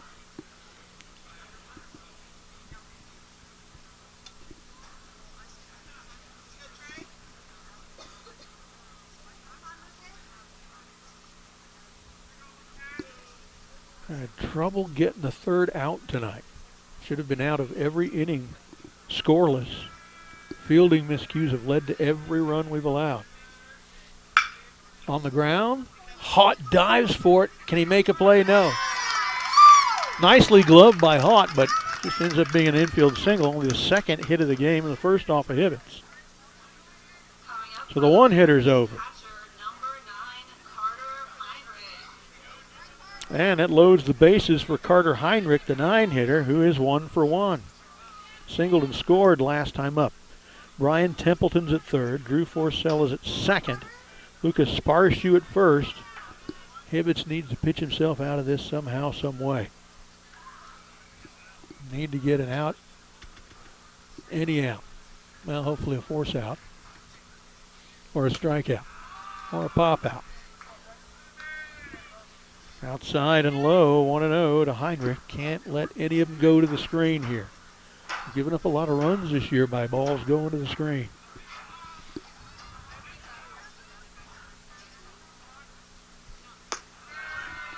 Down and away, 2-0.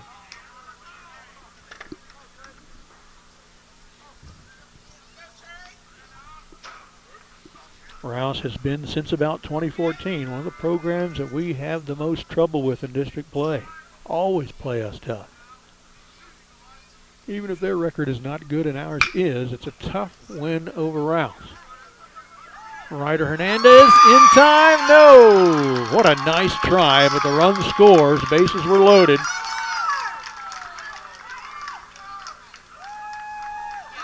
Templeton from third. Forcell goes to third. Sparshoe to second. Heinrich with an infield single to the left side.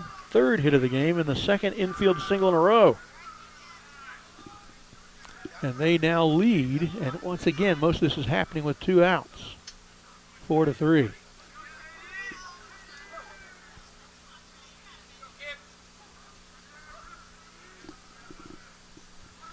Top of the order now with Keegan Solomon. Fastball strike on the outside edge, 0-1.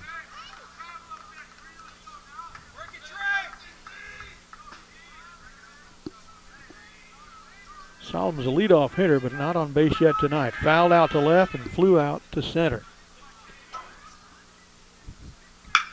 This one's a line drive right at Gunnar Abzek, who makes the catch. Nice play, Gunnar. Got their leadoff hitter out every time he's been up. I guess we need him up a little more often because we're having trouble getting some of the other people out. So 4-3 Rouse at the end of 3. We'll be coming back in just a moment.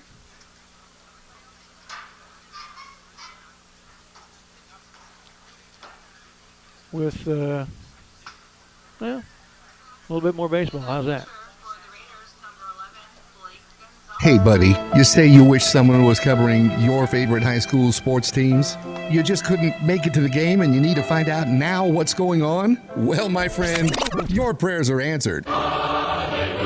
Go to Vype, VYPE.com, and hit Find Your School to see what Vype is saying about your great community. See for yourself why Vype is the leader in high school sports coverage in Texas. Check us out at Vype, VYPE.com. Honey, isn't it amazing? What? The sacrifice, the dedication, the grit. I mean, they really set an example, don't they? Oh, well, no question. Today's high school athletes are truly special. Not the athletes. Woohoo. The officials. Oh. Today's student athletes are truly special. But there's something pretty great about the men and women who officiate their games, too. Like the way they're giving back to their communities. Officiating is a terrific way to stay in shape, meet new people, and stay connected to the game you love. But the biggest reason of all? We need more qualified high school officials here in Texas. And without them, the rest of us would have a whole lot less to cheer about. High school games need officials. High school sports need you. All right. Interested in becoming a licensed high school official? Go to high school. We are back now. Raider Field, Leander, Texas. Brad Cohn bringing the action on the Vype Live Network. Cedar Park trailing Rouse 4-3 going into the top of the 4th. 9-1-2 due for the Timberwolves. Leading off center fielder Darian Sue. Into the night hitting .526. Grounded out to short the first time up. So based on his average, he's already due. Low and away. 1-0 to Darian. And a new pitcher for Rouse. They've lifted Daniel Norris for Blake Gonzalez, a righty. So we've got to get used to a different handedness. This one's fouled out of play by Sue, 1-1. Kate Hott on deck, Gunnar Abzek in the hole. Some good hitters coming up, and we need it. We need the bats to jump into life. High and in. almost hit him in the chin. For a called strike 2. Catcher even thought it was strike 3.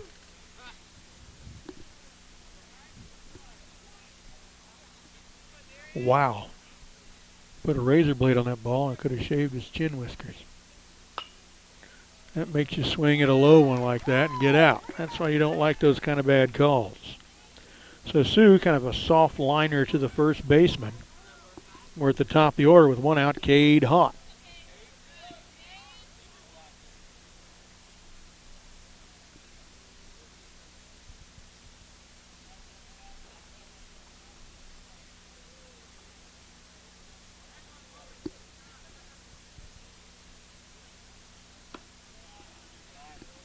First pitch to Haught misses. Haught into the night hitting .428.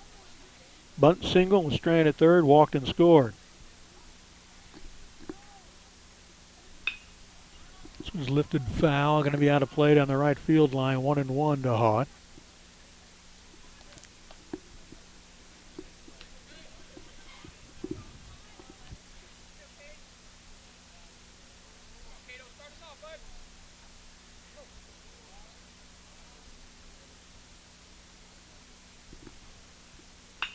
Swung on and lifted to center.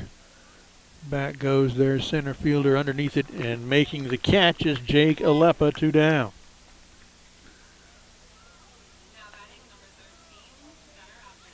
Gunnar Abzek to the plate, into the night hitting .321, struck out and on with an error on the pitcher, but was stranded at first that time.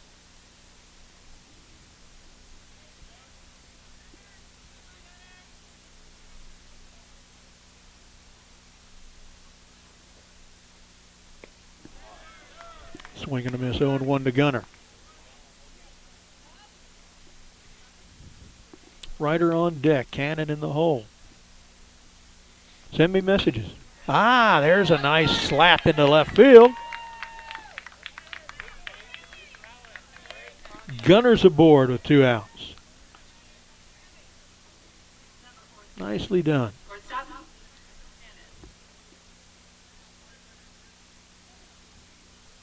Ryder Hernandez into the night hitting .356, struck out and grounded out hard to the third baseman. So he's due.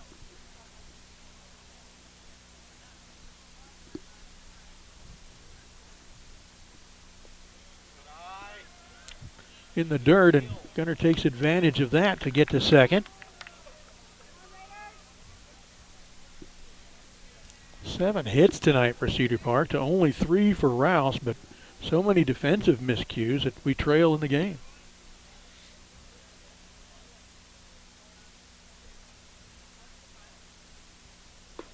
There's a great pitch.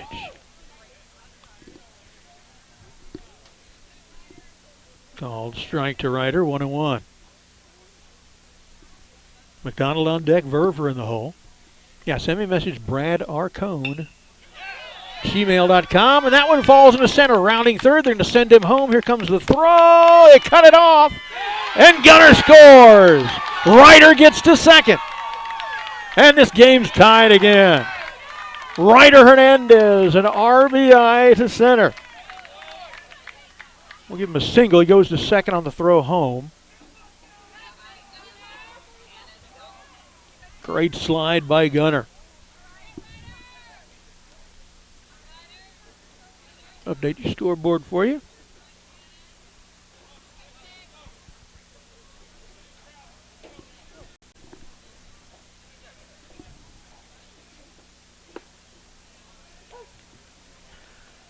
There we go. Called strike to Cannon McDonald, 0-1. Cannon into the night at .417.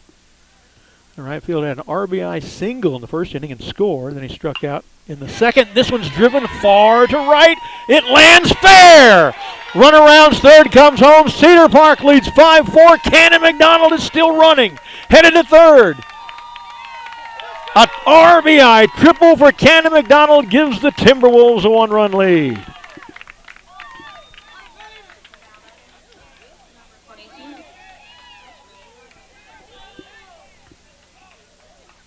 There's what we were talking about with those Cedar Park bats. It was Hernandez who scored from second on the play. McDonald is at third. There are 2 outs. Trey Verver to the plate. Into the night hitting .367, 0 for 0 with 2 walks. And now they got to be careful with the ball. Carter Heinrich behind the plate. They got a shifty runner in Cannon McDonald at third. Cedar Park will try to go for a multi-run lead if they can. That one inside and low, 2-0. Of course, Verver can go yard at any time, especially when there's no wind blowing in his face. Fouled back over our heads to the right. 2-1 to Trey. And I'm starting to get cold. Every time I try to give my email address again, we get a hit. So let me try to give it again. please send me a message. We got one from Raleigh, North Carolina. Looking for Cannon. Oh, you saw some good stuff from Cannon a moment ago. Send me one. Brad R. Cone, BRADRCONE, at gmail.com. I'll give you a shout out on the air. Read your message. Tell us who you are, what city you're from. If you got a specific player you're watching tonight. 2-1 to Trey Verver. Foul back to the screen, 2-2. Well, my solicitation of an email didn't work that time. Still, send me one. Brad R. Cone. BRADRCONE at gmail.com. Blake Gonzalez on the mound now. This pitch missed a little. Rouse fans wanted it. Full count now to Trey Verver. He's had 3 balls on every at-bat. Walked on a full count in the first. Walked on a 3-1 pitch in the third. Now it's a full count in the fourth. And he drives it to left field, but it's right at the left fielder. He can't get it. Had some top spin on it. They might give it an error on that. I'm going to give it a double, an RBI double.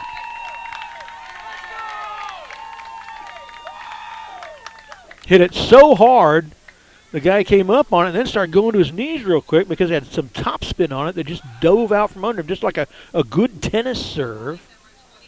He ends up at second. McDonald scores from third. Cedar Park has the multi-run lead. Not too multi, just 6-4. Here's Adam Vaughn, the DH. 7th batter to the plate in the inning for Cedar Park. They sent 7 in the first as well. Inside and maybe low. 1-0 to Vaughn. Vaughn came into the night in 136, but, you know, coach just felt something about him. Put him into the DH in the 6th hole because he's 2 for 2 and both times had RBIs. Let's go there again. Swing and a miss, though, there. 1-1. Hunter Hewitt on deck. Josh Brett's in the hole. Cedar Park, 4 consecutive hits. Maybe not this one. High to the right fielder. Underneath it, and he makes the catch. But Cedar Park, like we said, sends 7 to the plate. They get 4 hits and 3 runs. And they take the 6-4 lead. We'll be back in just a few minutes. The service department at Toyota of Cedar Park engages the latest equipment and technology to ensure their Toyota certified technicians work quickly and efficiently on your cars, trucks, and SUVs. Using genuine OEM parts, of course, and from college graduates and military rebates to service agreements that keep your Toyota running smoothly, their finance team will provide you with all the information you need. They are excited to be your Toyota dealer here in Cedar Park. That's Toyota of Cedar Park at toyotaofcedarpark.com. Thunder Cloud Subs is a neighborhood sub shop with a rich tradition of good-natured people serving fresh, fast, and healthy food in a quirky and fun atmosphere. Founded in Austin in 1975, Thunder Cloud has the simple philosophy of selling a great sub at a reasonable price with superb ingredients. Scratch-baked bread, meats, cheeses, and produce sliced fresh every day. All these ingredients come together to create the one and only Thunder Cloud Sub at 4 Points and at 700 East Whitestone in Cedar Park.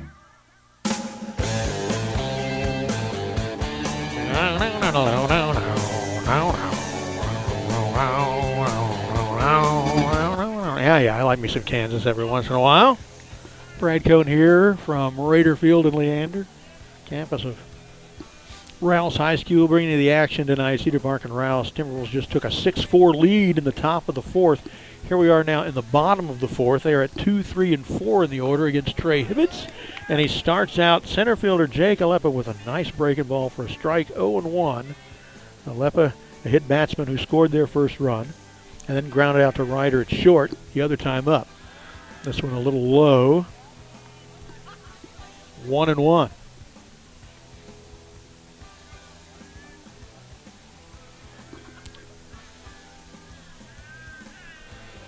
Wide in the delivery. Grounder to Gunner at second. On it and over to Hunter Hewitt for the out on the 4-3. 1 down. Oh, let me get your scoreboard for you again. I got too many jobs to do. We're actually in the bottom of the fourth. Get that straight first. And there actually is only one out. Get that for you now. 3-hitter, left fielder Oscar Salazar. Oh, the fielder's choice and stranded to third and struck out looking at a 1-2 pitch. That one way out and up, 1-0. Remember, Academy Sports and Outdoors, a major sponsor of the entire Vype Live network. For all the ways you love to play, Academy makes it easier than ever to gear up and have fun out there. Get free shipping on your favorite brands at academy.com or get free curbside in-store pickup. This one on the ground into left field, so a one-out single for Oscar Salazar.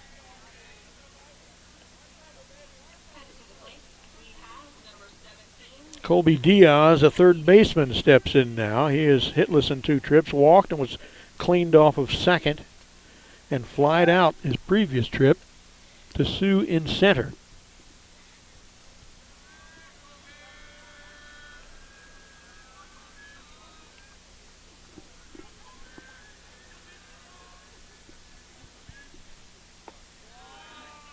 Ooh, look at that. That was payback for an earlier one that shaved one of our players' chins. Sue, I believe it was. That was way too high and in, but called it a strike.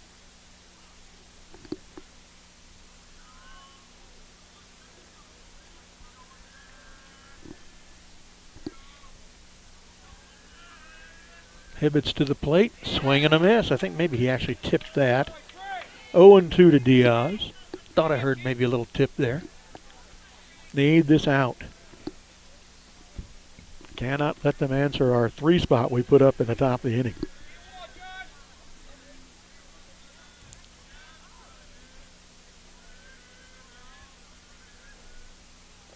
Got him. First is occupied, so he can't advance on the drop third strike. Bretz would have shot him down anyway if he had to. Second strikeout for Hibbets. Templeton now, first guy to face Hibbets a second time.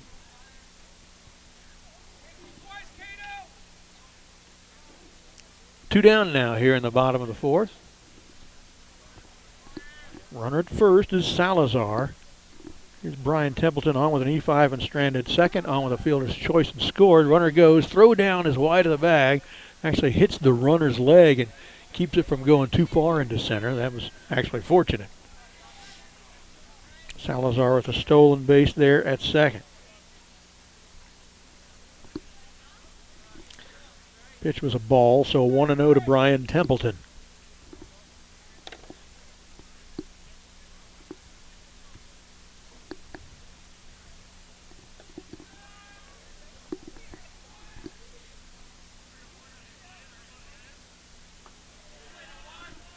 High, 2-0.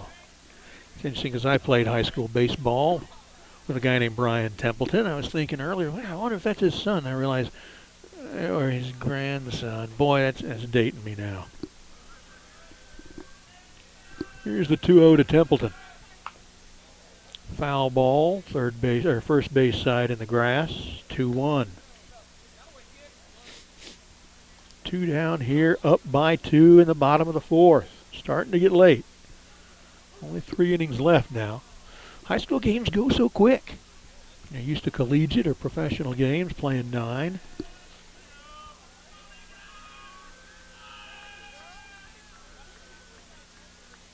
Here's a pitch. Inside, 3-1. Cedar Park fans wanted it, and it was close, but I think it was inside too.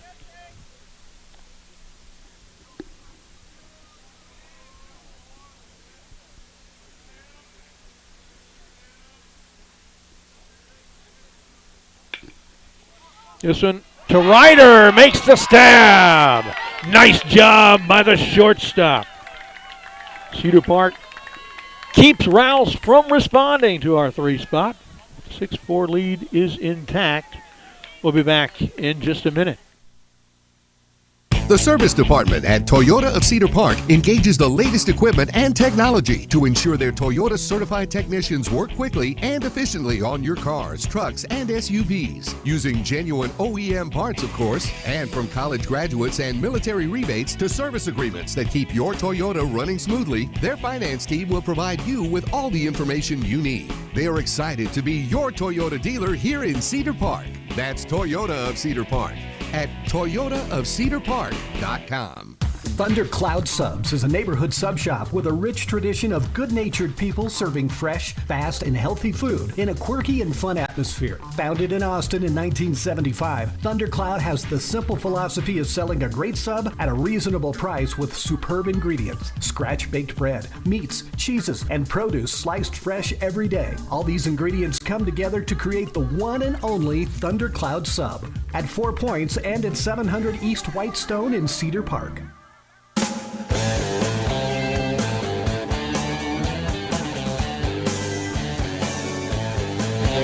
Welcome back, Timberwolf Baseball on the Vype Live Network. Live from Leander, Rouse, Raiders, Cedar Park Timberwolves, District 25 5A action. Glad you're with us. Send me a message, Brad R. Cone, BRADRCONE at gmail.com. Tell us who you are, what city you're in, and what player you're specifically watching tonight. Cedar Park up by 2, 6-4. We go to the top of the 5th. We are at 7, 8, 9 in the order. Hunter Hewitt will lead off, playing first tonight. Into the night hitting .381. He's due. Struck out and on with a fielder's choice and stranded at second. Hopper to shortstop. Sparshoe on it and over in time to get him to Drew Forcell on the 6-3. One down. One pitch, one out. Josh Bretz comes to the plate.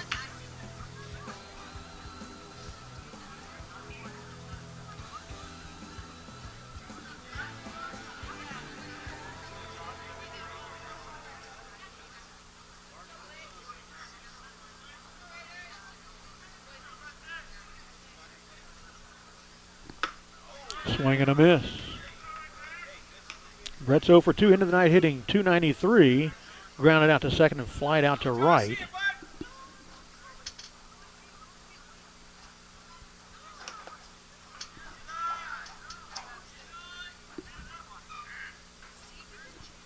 That one misses, 1-1. Darian Sue is on deck, and then we're to the top of the order with Haught.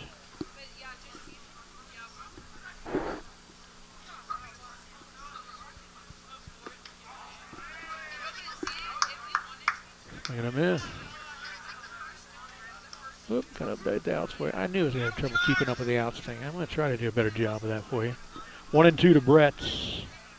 Too many things to do. That's why we need a two-man crew, not one. Swing and into the net.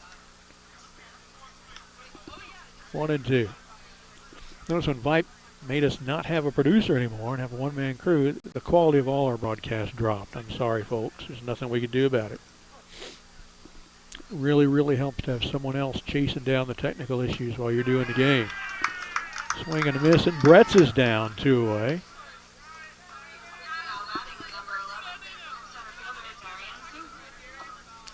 Sue comes to the plate with 2 outs and nobody on. Batting .526. Grounded out to short and lined out to the first baseman. Both of them hit hard. Just didn't get through. Fastball outside. 1-0 to Darian. Haught on deck, Absek in the hole. Done it with 2 outs before. Did it last inning. First 2 guys got out. Still scored 3 runs. That one missed. 2-0 to Darian. Having to sit on my hands to keep my fingers from getting too cold again tonight. There's a nice pitch. Hard one to hit. I would have laid off too, but it's going to get called a strike.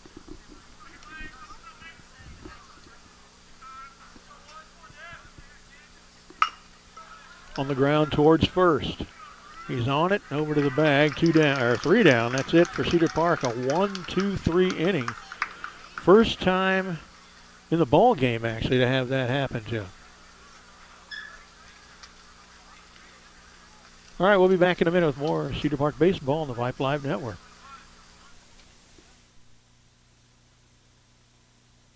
You know the Alzer family. They've been involved in Cedar Park sports for years, just as Alzer's Barbecue has been involved in Cedar Park cuisine for years. It's one-of-a-kind, authentic Texas barbecue. Brisket, turkey, chicken, lamb, terrific sides and sauces. It's sheer succulence. That's Alzer's Barbecue, next to the Shell Station on 1431, just east of Lakeline. Open Friday through Sunday, every weekend. Adele Golf, top-tier makers of custom clubs, EAS model putters, wedges, single-length irons. Golf Digest just awarded their EAS putters gold medals in the blade and mallet categories. Adele Golf, groundbreaking products that shift the thinking of the golf equipment industry. Adele Golf, where you go to get better. Simplify your game. Single link, single swing, your aim, your choice. That's EDELGolf.com.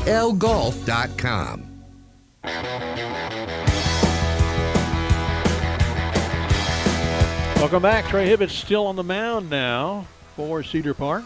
Doing a good job. He'll be facing Rouse's 6, 7, and 8 hitters. Leading off first baseman Drew Forcell. Forcell walked both times, stranded both times, once at first and once at third. They have left the bases loaded in both the first and the third inning, so we could be looking at a much different situation. On the ground foul over the coach's head at the third base box, 0-1 to Forcell.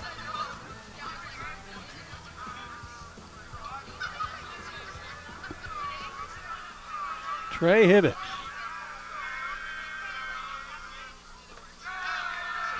A little low, maybe it was inside, 1-1. Now my feet are getting cold. Got to do a better job of watching the forecast. Wear a couple pairs of socks on nights like this.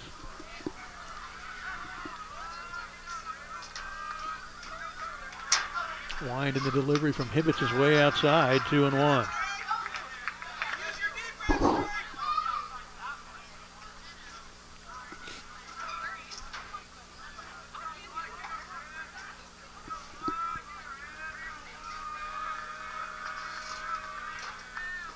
There's a nice pitch for a called strike, too. I think a few more people have shown up since the start of the game, actually. I realize there's no school and stuff tomorrow, you know. Let's go out to the ballpark. Outside. Now the count runs full to Drew Forcell. He's already walked twice. Cedar Park's given up a hit batsman, I think. Yeah, that's just one. And then 1, 2, 3, 4 walks, 5 free passes, plus a lot of fielding errors to keep people alive. On the ground, Ryder knocks it down, but it's going to be an infield single.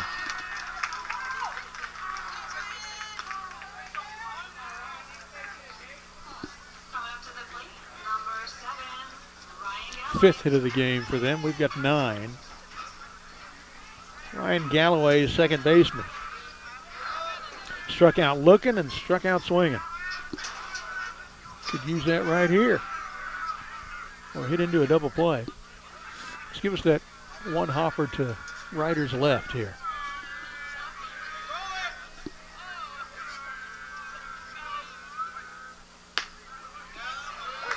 Called strike. 0-1 to Ryan Galloway. Lucas Sparshoe, shortstop, is on deck. We haven't gotten him out yet. And then the catcher, Carter Heinrich, we haven't gotten him out yet.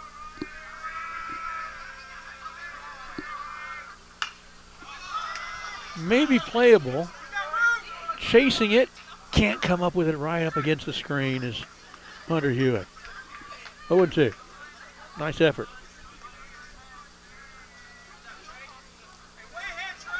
Sparshoe, Heinrich, Forcell, and Templeton, until he lined out a moment ago. All 4 of those we had not gotten out tonight. We finally got one of them out to end the 4th, Templeton. Swing and a miss. Galloway's 3rd strikeout of the game. One down now.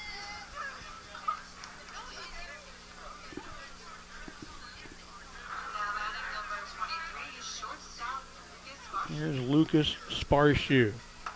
Walked and scored an infield single and was stranded at second. One of 3 guys remaining that we have not been able to get out, including the 8 and 9 hitters, which is where we are right now.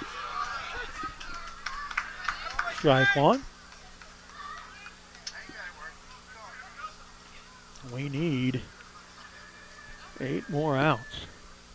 Seems like a long ways to go.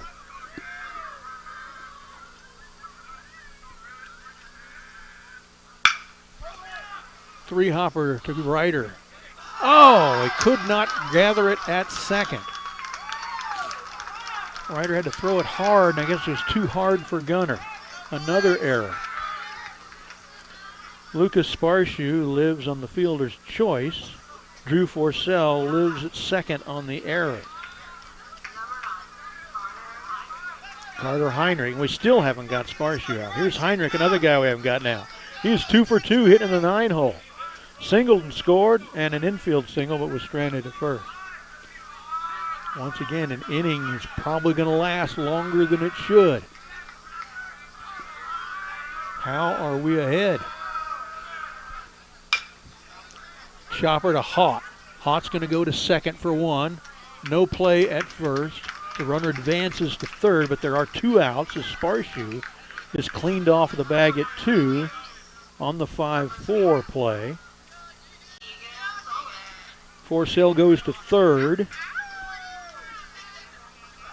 Heinrich is aboard again for the 3rd time tonight, so I haven't got him out. Top of the order with right fielder Keegan Solomon. Now there's a guy. That's the other end of the spectrum. The 2 guys at 8 and 9 are 6 for 6 on base tonight. The leadoff hitter's 0 for 3. Fly out to center, foul out to left, and a line out to Gunner at second. Take any of those right here, that would be the 3rd out. Called strike, 0-1. Good pitching by Trey Hibbets.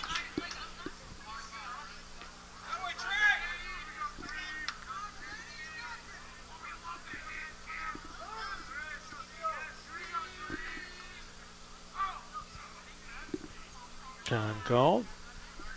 Jake Alepa, center fielder, is on deck. Hope we don't get to him. Cedar Park will be at the top of the order in the top of the 6th when we come back from the break after this Rouse at-bat. Swing and a miss. 0-2.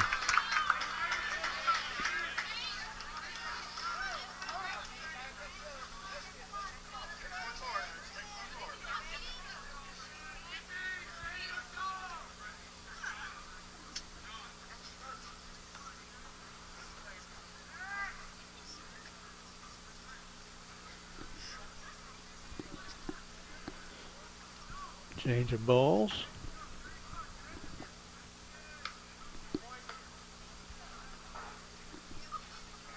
All right, Hibbets to deliver the 0-2 to Keegan Solomon with 2 outs. Need it, need it. Runners at the corners. Forcell at third, Heinrich at first. Heinrich's the tying run. Fouled in the plate. Just got enough a piece of it to stay alive. Dadgummit. Oh, yeah, there we go. So the argument now is that there was a tip and that Brett's caught the ball, so the batter's out. The umpire doesn't seem to know it.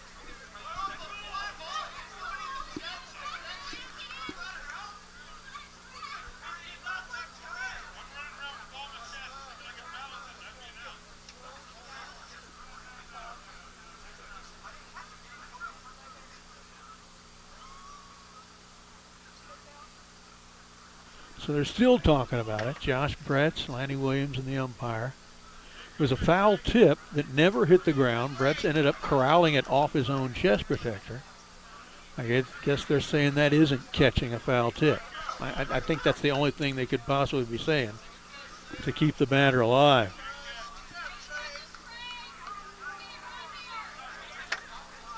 Keegan Solomon gets a little extra slice of life. And Brett's is still trying to figure out how he's not out. So am I. I didn't know there's a different rule for if you catch it bouncing off of your own chest protector. I mean, if that happened on a foul ball in the air, it's still an out. So I don't know why. I don't know. Pitch is outside.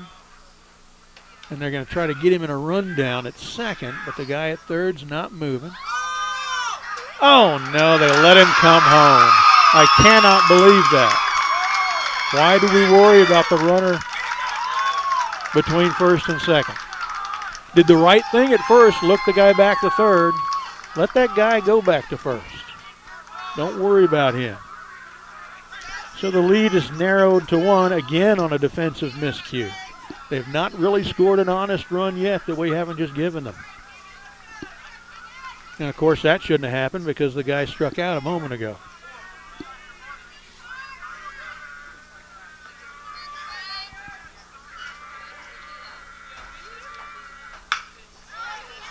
Good thing that's foul. Still 1-2 to Solomon. Bunch of occurrences here after that strikeout that should never be happening.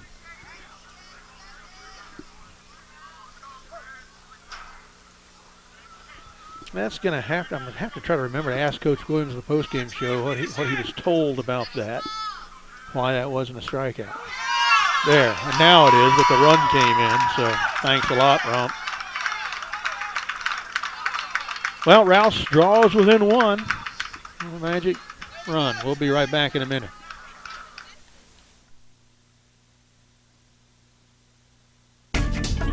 Austin Go-To Team Realty. If you're thinking about selling your home, now's the time. Contact Greg Oleski for a free market analysis of your home's value and take advantage of this seller's market. Whether you're buying or selling, Greg's your go-to agent for all your real estate needs. Contact him at 512-779-3767 or Greg O at AustinRealEstateExperts.com. That's Austin Go-To Team Realty. With ASI Protection Services, it's always safe. It's that simple. ASI Services provides commercial and residential alarm monitoring services. ASI does the install and monitoring for way less than the large security chains. They've been in business for 21 years. ASI also offers home automation services, repair services for access control, alarms and CCTV, plus security camera installation and repair. That's ASI Protection Services. Call 512-467-2615.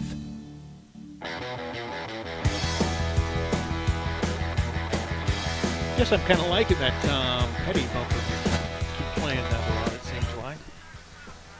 Well, a magical, mysterious run happened in the last inning after a guy strikes out to end the inning. They say that he didn't. And we mess around with the ball and get a guy home. So 6-5 now the score. Did I update that? I got to make sure I got that. So I did not. So let me make that on there. That, once again, why we need a producer. Top of the 6th now. 6-5 our new score. Kate Hott, top of the order. 428 hitter coming in. 1 for 2 officially, also a walk and scored a run. This one, bunted. Third baseman can't scoop it. He wasn't going to get Hott anyway. That's a bunt single. Hott has such speed up that first base line. Gunnar Absek. Been hitting well lately. 321 hitter batting in the 2-hole. Struck out once on with an E1 and stranded at first, and then singled to the left side and scored a run in the 4th.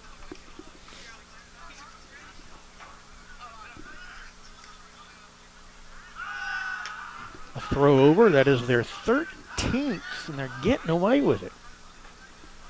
We're having all these defensive miscues, and we can't get them just to follow a simple national statistic. There goes the runner. Foul bunt. Boy, did he have it stolen. Kate Hott is so quick on the base pass, it's hard to believe.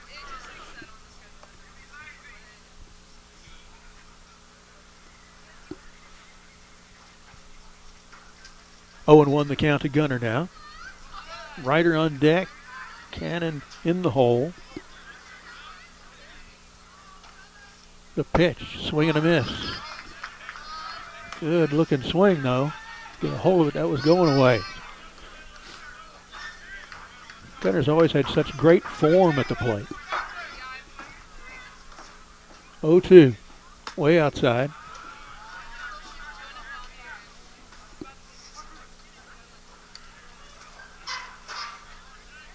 There's a throw to first, nothing doing.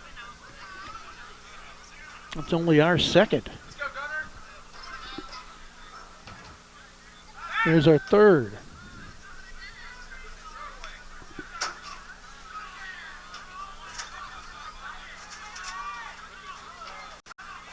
Need to get some runs here. There goes the runner. It's lifted. He's going to have to get back. Here comes the right fielder. Makes the catch, and he does get back in time. One down.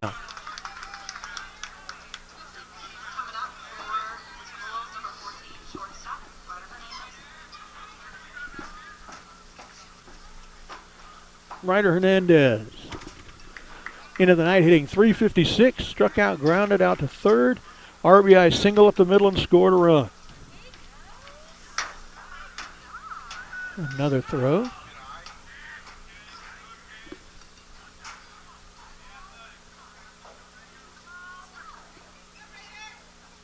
$16 throws over for them now. Swing and a miss.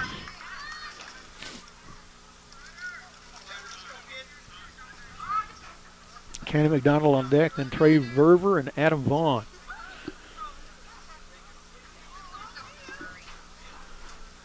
Getting plenty of hits. We got 9 hits. Need to make more runs out of them. So we've had 1, 2, 3, 4, 5, 6, 7, 8, 9, 10, 11, 12, 13, 14 base runners, but 6 runs. It's close to what coaches would like to average at least a run every other hit.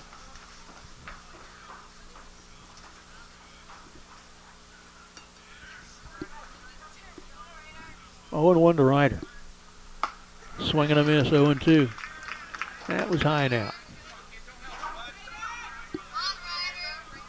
Don't get too eager, Ryder.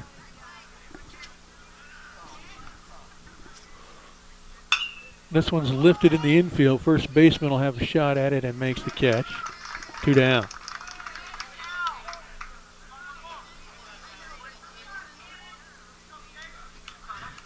Cannon McDonald, this is where it all started last time. Well, I guess it started with Gunner last time. Cannon's triple started the scoring.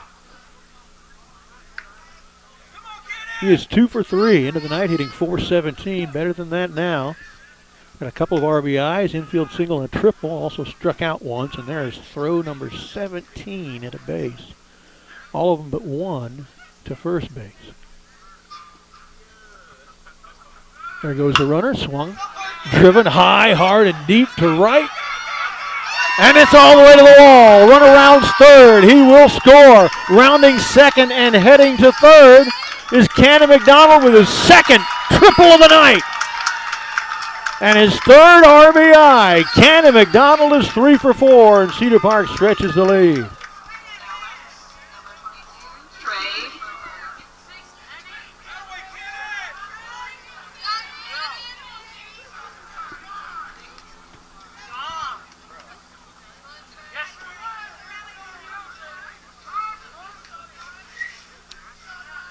Hart scored from first on that play. Chad Krempen's going to come out and talk to his pitcher, second pitcher of the night, Blake Gonzalez. Maybe that's it for him. They really hadn't gotten to him till this inning. Yeah, and that's going to be it for him. See if we can catch the name of the new guy for you.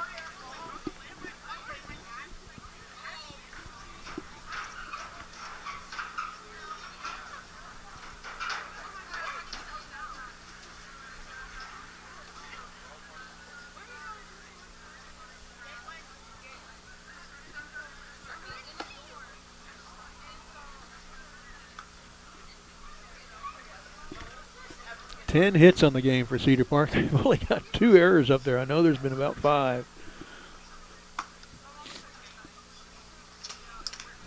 I don't have a full roster for Rouse, so I depend on the announcers telling us who this pitcher is.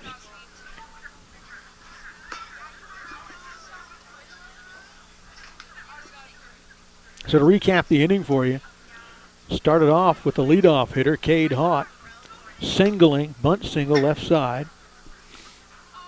He's scored now on the RBI triple by McDonald. In between, Gunnar Absek popped out to right. Ryder Hernandez popped out to first. Cedar Park trying to piecemeal a win together here. Some pitching that's been hot and cold, although Hibbets has been throwing well lately. Our hits have been kind of scattered in the order. We've had a lot of base runners who have not scored. But we do have 7 on the board. They've got 5 runs, and all 5 of them were given to them by our own miscues with the ball in the field. Could have a 7-0 shutout here if we're handling the ball a little bit better.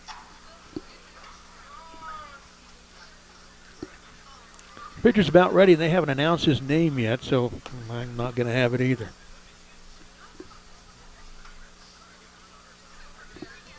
Third pitcher of the game, to righty, as you can see. Verver will be the first guy to face him.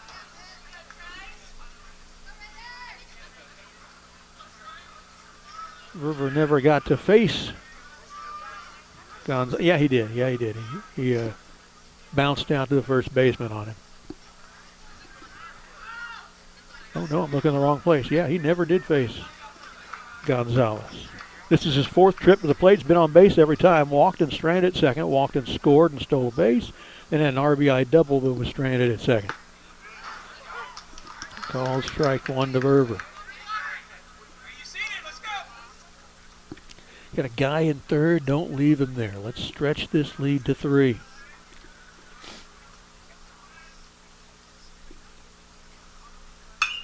Foul out of play right side. I like how Cedar Park in the last game and so far in this game, even though being pushed early and kind of looking like they're starting out slow, starting to put the bats and the offense together the farther the game goes. Deeper into the game they go. Really, really like that. Fastball low and away. 1-2.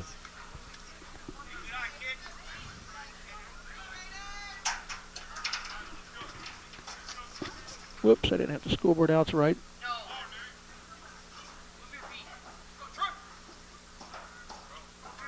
And it's still not right. 2 outs. There we go. Not 22 outs. 22 is the count, though, to Trey Verver. Vaughn on deck, Hewitt in the hole.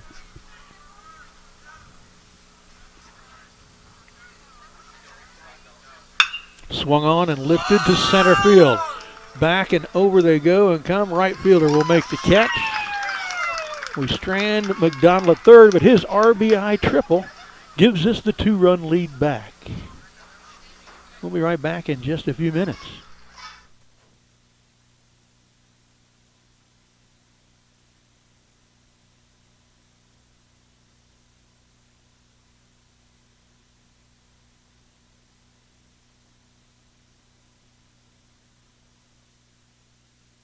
Vype Live, the leader in high school sports broadcasts. Wait, hold on just a moment.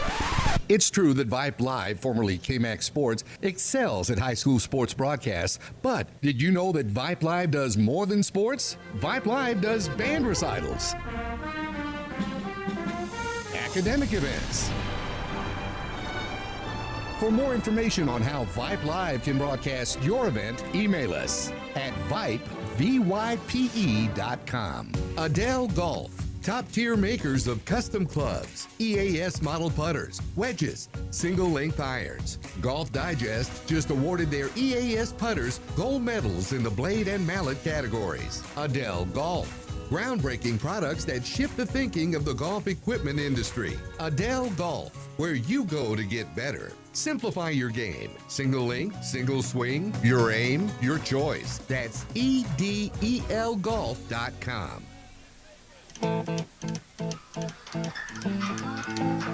Okay, bringing the action back to you now as we go to the bottom of the 6, up 2. They're at 2, 3, and 4 in the order. Here's center fielder Jake Alepa takes a strike 1 from Trey Hibbets.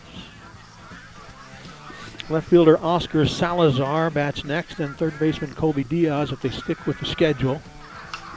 Fouled into the screen, 0-2.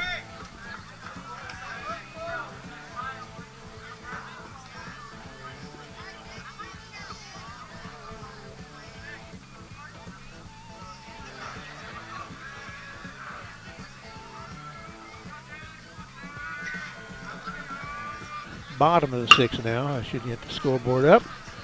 That one to Gunner. He can't field it. Another fielding mistake.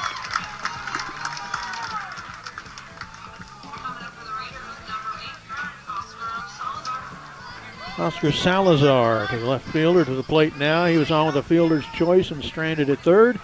Struck out looking in the second and had a single to the left side in the fourth. Stranded at second that time. We need outs. We're at 6, 7, 8 in our order in the top of the 7th.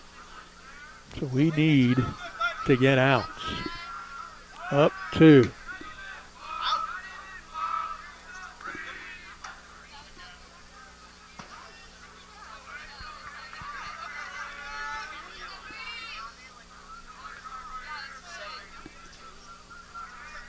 The pitch, fastball for a strike.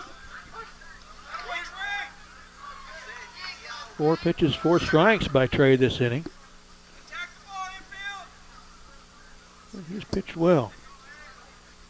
Given up 4 hits, got 4 strikeouts. Liner, Hewitt to the bag, the DP unassisted. That's outstanding.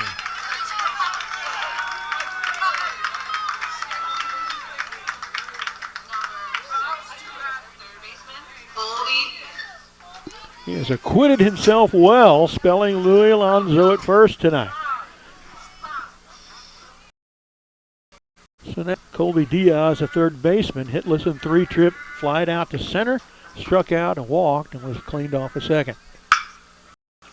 Ball, Ryder knocks it down, but not going to have much of a chance, even with a patented on-the-knees throw.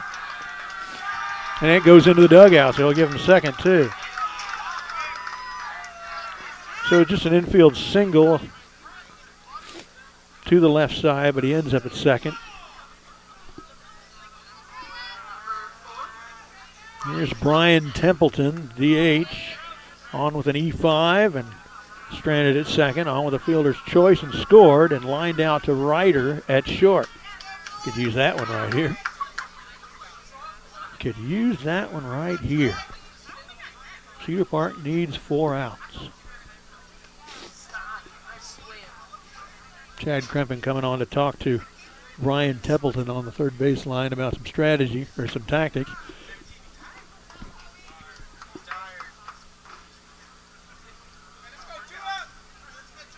Putting a faster runner, it looks like, at second for Colby Diaz, who is their starting third baseman. We'll see how they handle that.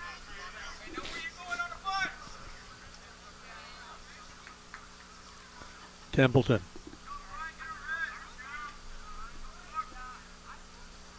Nice pitch. Strike 1. Right down the tube for a called ball. Gosh, it would help if these guys paid attention.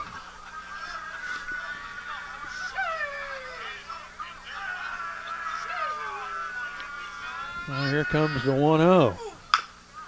Chop foul on the third base side, 1-1. Should be 0-2. Goodness gracious. We've seen some interesting things tonight. Got to remember to try to ask Coach Williams about that foul tip third strike play.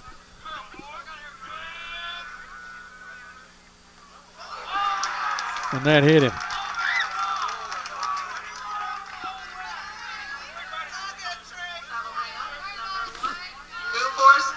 First real pitching mistake by Hibbets. There's still 2 outs, and now the tying run's aboard. Diaz at second, Templeton at first, Drew Forcell the batter. Walked, stranded both times. Infield single, lived at second on an error, and then scored. One of many runs that should not have happened. All 5 of their runs should not have happened. That one misses. 1-0 to Forsell. Send me a message, too. It's still not too late. Brad R. Cone. BRADRCONE at gmail.com. We'll read it out on the air, give you a shout out. That one misses. 2-0. Tell us what city you're watching from, who your player is that you're interested in, what your name is.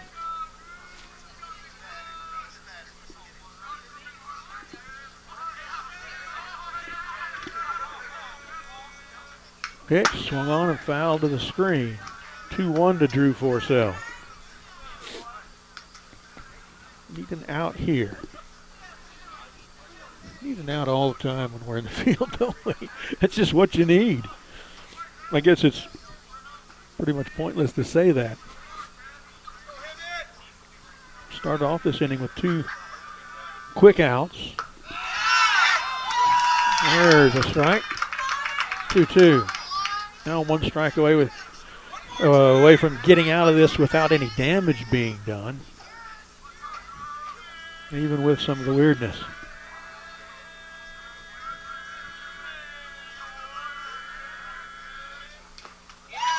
Foul tipped. Stays alive. This one Josh didn't catch. Well, even if he does catch it, they don't give him credit for it.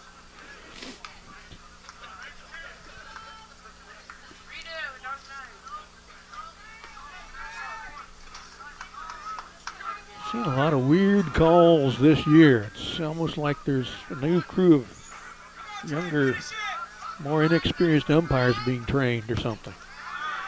That one misses. Full count now. I mean, it's hard enough to win a baseball game when everything's done right.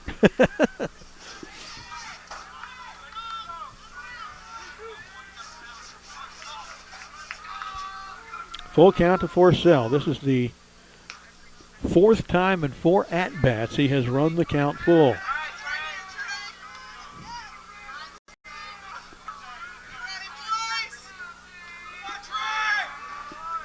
#26 pitch of the game seen by Forsell. Swings, fouls it out of play. There he's going to see a 27th pitch. 27 pitches just to this guy. It's about 1/5 of all the pitches that the 2 Cedar Park pitchers have thrown tonight have gone to this one guy. You saw that the runners were moving on that one from first and second. Full count, 2 outs. They're going again in the dirt. Bases are loaded with 2 outs. So Forsell at first, Templeton at second, Diaz at third.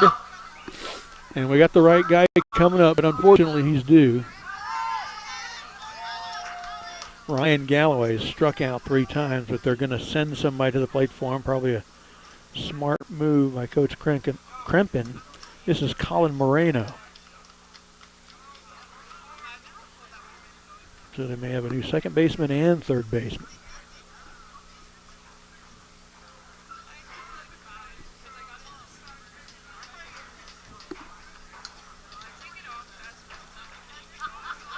Coach Kirkendall out to talk to his pitching battery. Got 2 outs quickly. First guy reached on an error. Second guy lined the second pitch right at Hunter Hewitt, who caught it and stepped on the bag to double off that runner who had gotten on board on the error. So there was quickly 2 outs. That was after only 4 pitches. And nobody on. In the meantime, now the bases are loaded.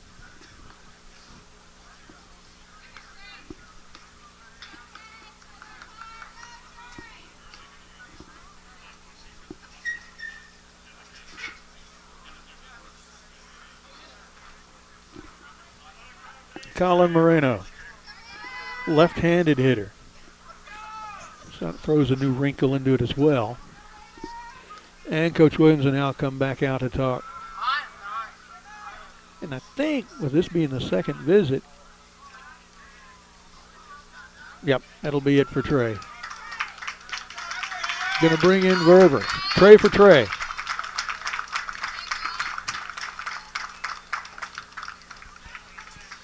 Verver is a terrific closing pitcher. While he warms up, we'll give you his numbers. 9.1 innings, spread across 8 appearances, so about an inning and a shot.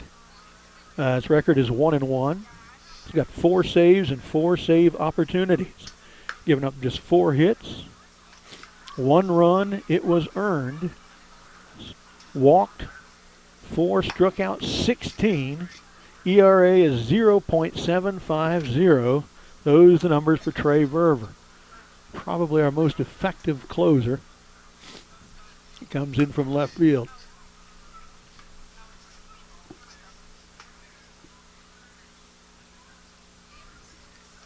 Remember, stick around for the post-game show. We'll have Coach Williams on, and he'll bring a player or maybe 2 that he thinks made a difference in tonight's game. Verver would be a candidate, or rather Hibbets would be a candidate, the way he pitched through the middle of the game there into this late innings. Offensively, we've had a couple of guys do some good things. How about Cannon McDonald? A single and 2 triples, 3 RBIs and 2 runs scored. He's a candidate for the post-game show, certainly. So stick around and see who Coach brings with him.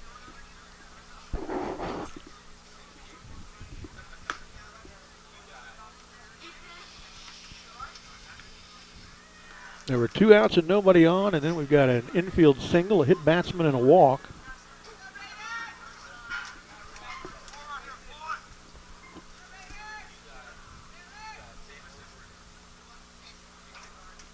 Cedar Park making this game interesting for themselves. All 5 Rouse runs came on miscues with the ball in the infield. Probably should be 7-0. Colin Moreno steps in.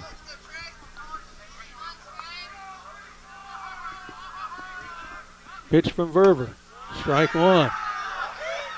Oh my God, he didn't call that a strike either. Woo!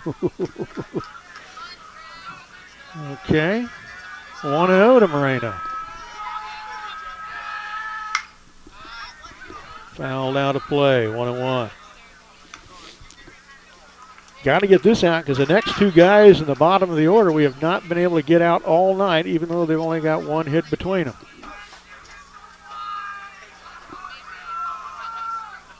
Need this guy. Here's the 1-1. Too high.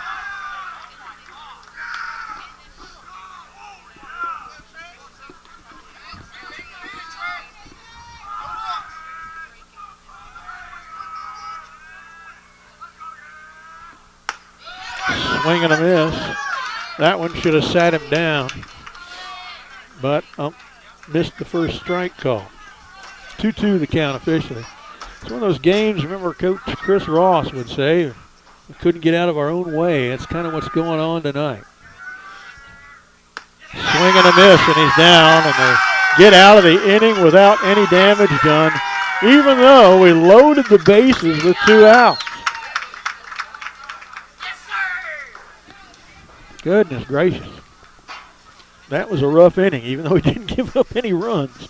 They're going to get another at-bat, and we've got them in a place where you normally would like to see a team at 8 and 9 to lead off the last chance to at-bat in the bottom of the last inning. But these guys are 6 for 6 on base, these 8 and 9 hitters. I was wrong about the number of hits. They do have 3 hits. 2 infield singles, a single, a walk, and 2 fielder's choices. They've scored 2 runs, been stranded 3 times. We did get them out, kind of, just not at the plate, because Sparshoe, who will lead off the bottom of the 7th, did get cleaned off on a 5-4 play. Ground ball to third, where he's trying to get to second, was forced out there. Cade Haught to Gunnar Absack. That's the only out we've even gotten of these last 2 guys, 8 and 9, Sparshoe and Heinrich. Cedar Park, meanwhile, on the top of the 7th. They are at 6, 7, 8 in the order. The DH, Adam Vaughn, first baseman, Hunter Hewitt, and catcher Josh Bretz.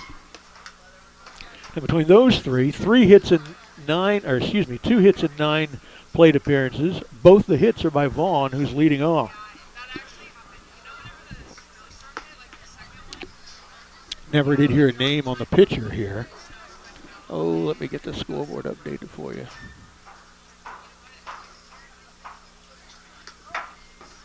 Well, the score is right. I didn't have innings and outs quite right. We're in the top of the 7th now.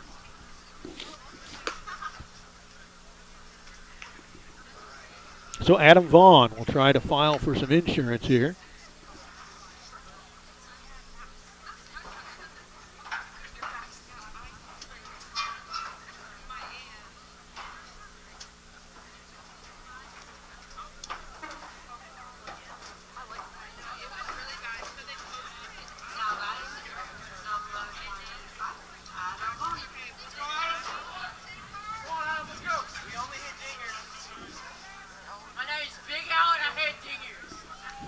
So here's Vaughn.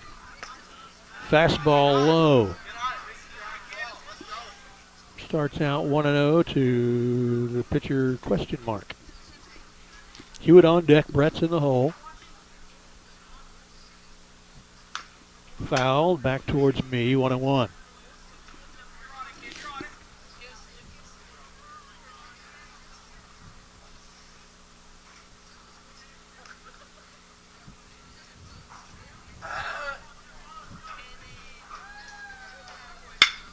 The line drive over second into right center. They're going to chase it to the wall. Rounding first, heading for second. Rounding second, heading for third. No throw. A lead-off triple to right center for Adam Vaughn. He is 3 for 4 on the night.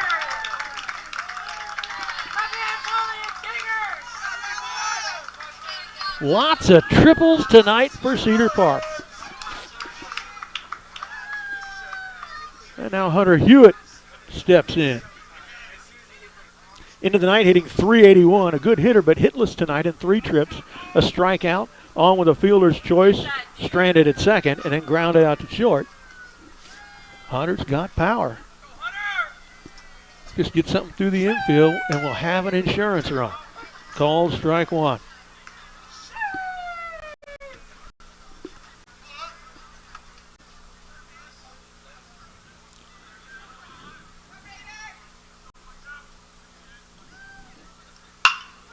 Hard one at the shortstop, bounces over his shoulder. He went down because it was low, and he got a bad bounce that went over his shoulder, and he ends up at second with the RBI double for Hunter Hewitt, and Cedar Park takes a 3-run lead.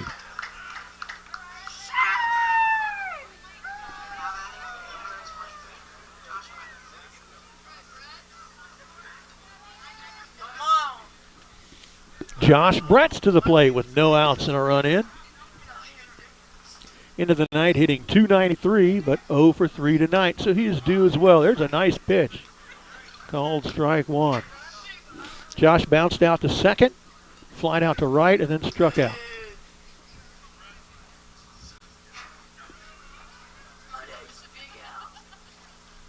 Good lead at second, and he's going. Swing to protect him, and he'll have third. Hewitt at third now with no outs. Looking for a little bit of extra insurance.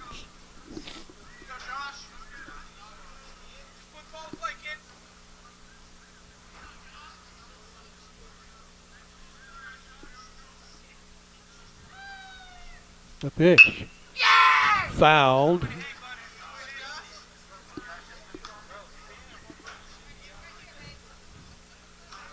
Two strikes on Brett's now. No outs yet. Got the potential run at third. 8-5 Timberwolves here in the top of the 7th. Outside and low. 1-2. Darian Sue on deck, then top of the order with Cade Hawk. We got some good hitters coming up. Brett's a liner off the glove of the shortstop. He made a valiant effort, leaping to his left, couldn't get it. RBI single for Josh Brett's as Hunter Hewitt comes in to score.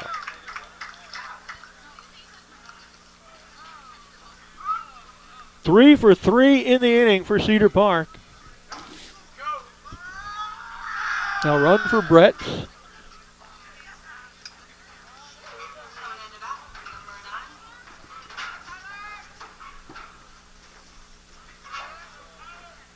think I saw that was Kevin Muir who went out there to run.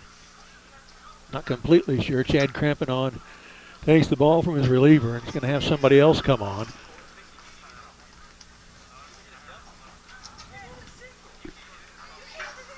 Not going to beat the scoreboard for you. 9-5.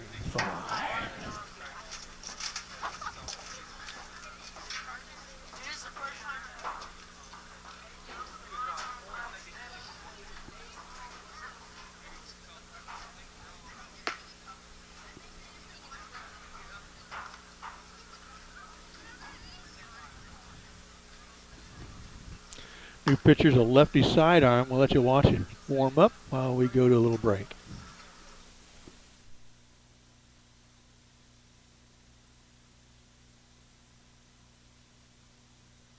Honey, isn't it amazing? What? The sacrifice, the dedication, the grit. I mean, they really set an example, don't they? Oh, well, no question. Today's high school athletes are truly special. Not the athletes. Woohoo. The officials. Oh. Today's student athletes are truly special, but there's something pretty great about the men and women who officiate their games too, like the way they're giving back to their communities. Officiating is a terrific way to stay in shape, meet new people, and stay connected to the game you love. But the biggest reason of all? We need more qualified high school officials here in Texas. And without them, the rest of us would have a whole lot less to cheer about. High school games need officials. High school sports need you. Great call, Rouse! Yeah! Interested in becoming a licensed high school official? Go to highschoolofficials.com to learn more and begin the application process.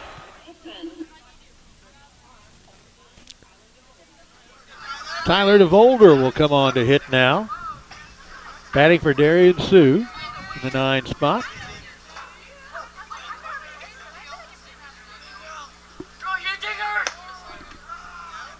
First pitch misses. Scratch his name in. 1-0 to DeVolder. There's a nice pitch. Catches the outside edge. 1-1. Lefty for lefty switch there by Coach. See, he's kind of a sidearm lefty. Most sidearm pitchers you see are righties, so that's doubly unusual. That one misses. 2-1.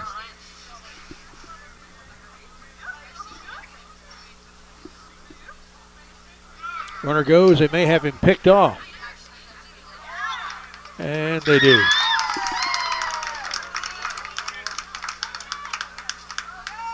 So that is a 1-3-6 to bag at second.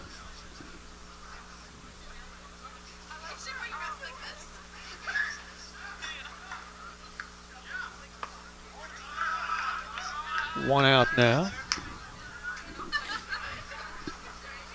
3-1 now, the count to Tyler DeVolder. Nobody on for Tyler now. There's a nice pitch. 3-2. Cade Haught is scheduled and he is in the on-deck circle.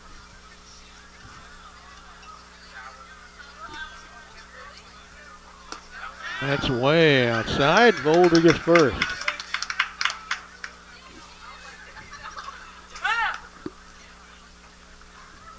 Top of the order, Cade Haught, third baseman, came into the night hitting .428. Better than that now. He's 2 for 3 officially, also with a walk, scored a run, got a bunt single, 2 bunt singles, and a fly out to center.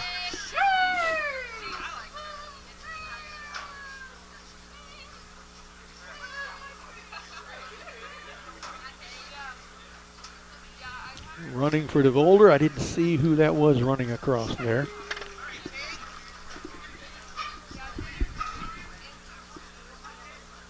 Oh, it's Sue back in, running for himself. Now throw over again. It's going to be a record of all these years I've been tracking this. I've never seen 18 throws to first, let alone 18 throws to first without any of them being thrown away. Way out.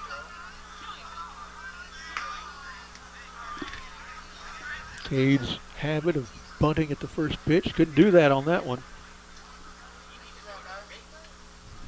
1-0 the count. They'll go to first. Throw number 19.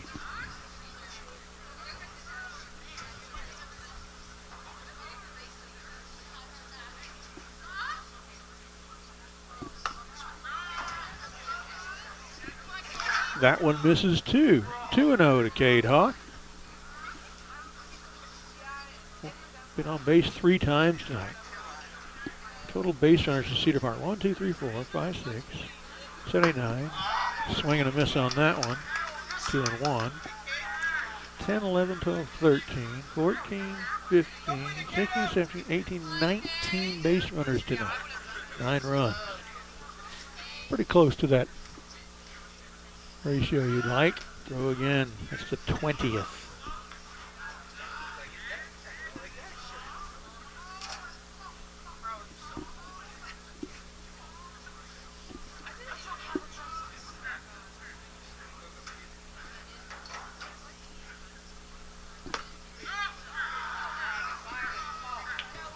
Three and 1.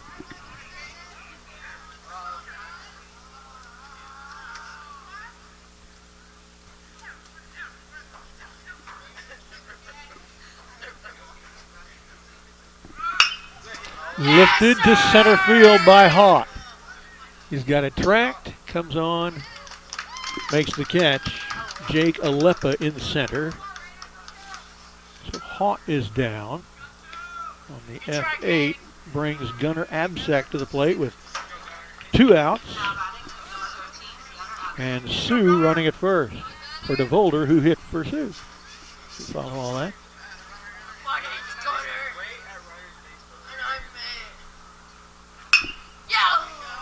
Fouled out of play right side. 0-1 for Gunnar. Gunnar into the night hitting .321. Strikeout, pop out, on with an E1 and stranded. Single to the left side and scored a run.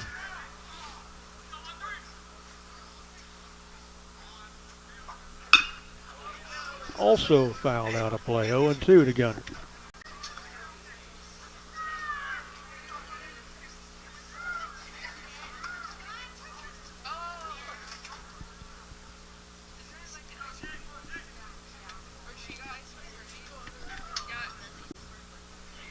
Pitcher resets.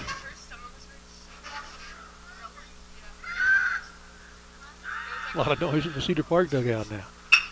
Gunnar, line drive right over the second baseman's head. Rounding second is Sue. He'll go to third. They'll get the ball back in the infield, but they don't get it fielded well, and Gunnar takes second while it's rolling in the grass. Gunnar Absack. Second hit of the night. Got to give him a single. He advances to second on the miscue. Sue running for DeVolder, hitting for Sue.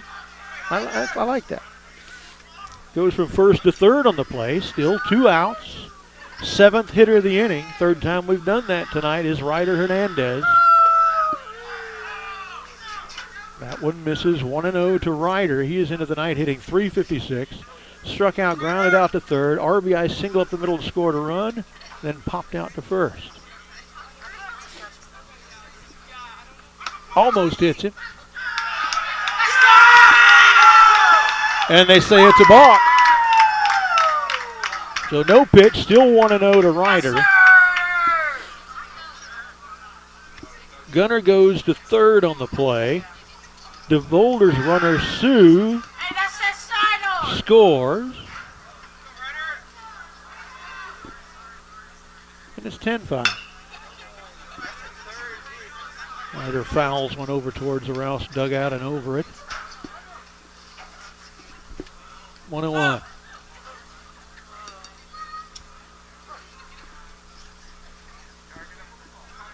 Very much like the game we just saw the other night. Yes, sir! On the ground. To the second baseman, he can't pick it up. Another run will score on the error. Yes, sir! Yes, sir! It's Gunnar who scores there.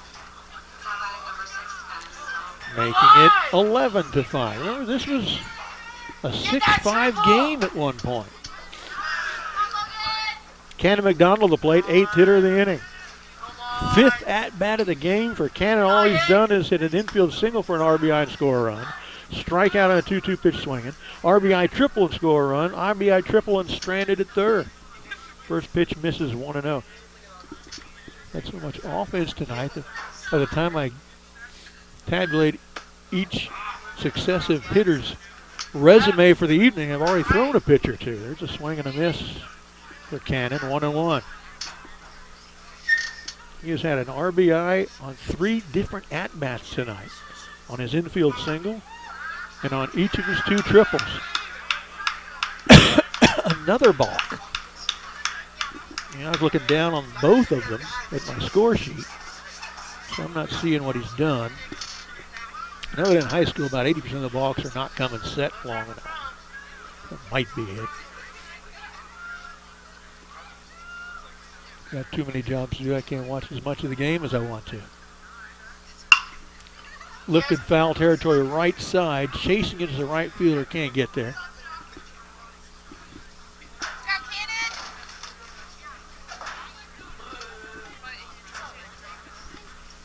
McDonald at 1-2 now. And if Verver gets to the plate after Cannon, we will have batted around in the inning. Sent 7 in the first, sent 7 in the fourth. We've now sent 8 in the 7th. That's a nice pitch. Runner takes third. Didn't call it a strike. I wouldn't have griped if he had. And Ryder Hernandez gets his uniform even dirtier. Head fly third. Inside. Now a full count to Cannon McDonald.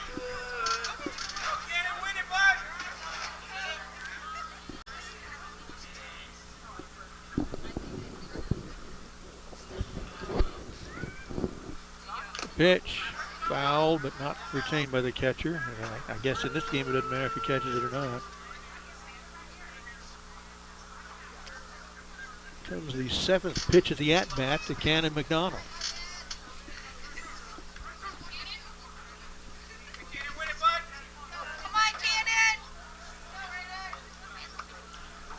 Cedar Park does this to a lot of opponents and doing it again. This one into left center field will bring Ryder home. And it's 12-5. 6 straight runs for Cedar Park. Another RBI for Cannon McDonald. Now, I don't know, because I don't keep the records in this detail, but I don't know that I can recall a guy getting RBIs on 4 different hits in the same game ever for Cedar Park. Here's Trey Verver, 9th hitter of the inning, and they almost hit it. Verver into the night at 367, walked and was stranded at second, walked, stole a base and scored, RBI double stranded at second, and flied out to right. 2 outs, McDonald at first.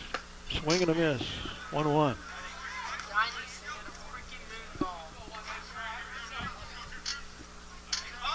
Thirteen hits, 12 runs. They may have him picked off. Oh, they throw it into left field. McDonald gets up and heads to third, and he'll make it easily. And they're having some miscues in the field as well. Should have had him picked off.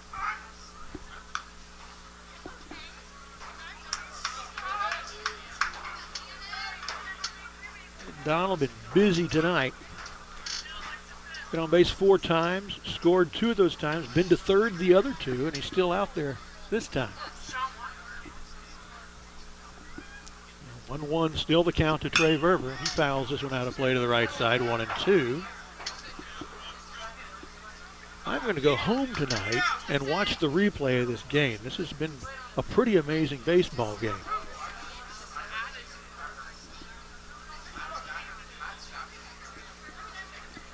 Most of this damage has been done with 2 outs. Oh my goodness, but that's going to go foul. That was a one-hopper to the wall. Would have scored another run.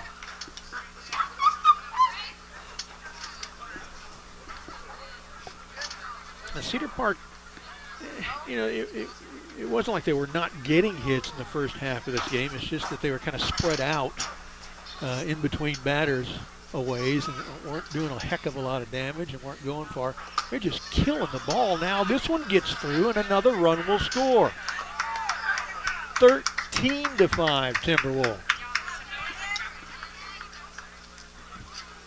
That was Camden McDonald. His third scored run of the night. I got to say, he's the offensive MVP of this evening. Pitch was a called ball, so 2-2 to Trey Verver.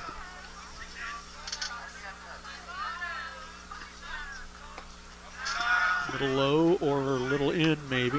Full count now to Trey. Of his 5 at-bats, 4 of them, the ball count has gone to 3.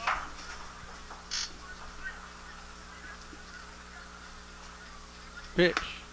Way inside for a called strike 3. That was a good foot inside. Okay. 9 hitters to the plate. There were 1, 2, 3, 4, 5 hits.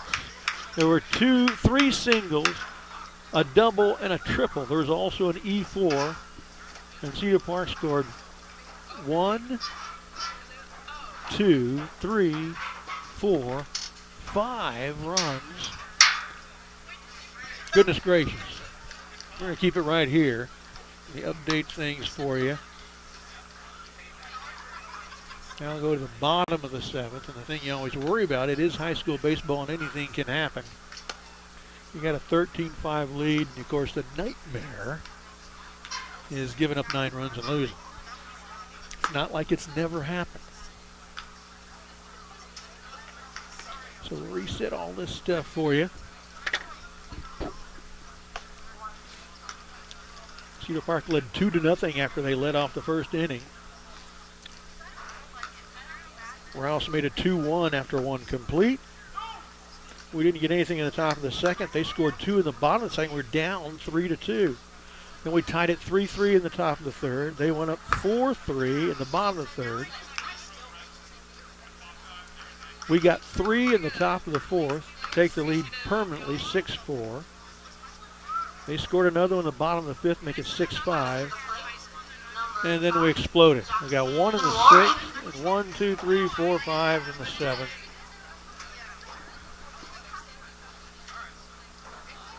The new hitter in the 8th spot, Jackson Warren, I believe they said that name was, number 5. And again, they didn't provide me a roster, so I can't even look up number 5.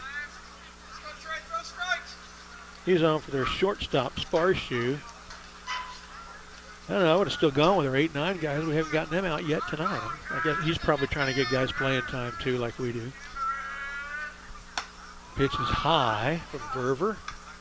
Now, one thing you worry about too is Verver was dormant for so long there while we were sending 9 to the plate and scoring 5 runs. Is he sharp for pitching again? Started out 2-0 to Warren. Also, you end up with such a giant lead, you worry about a little complacency too. I only got to get 3 outs before I give up 8 runs. That was a good pitch, and this umpire is really flipping a coin back there. Not very good. 3-0 to Warren.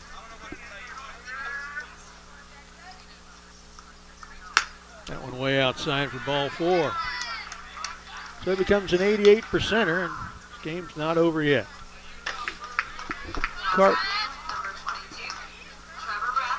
Trevor Bradley in for the catcher, Carter Heinrich.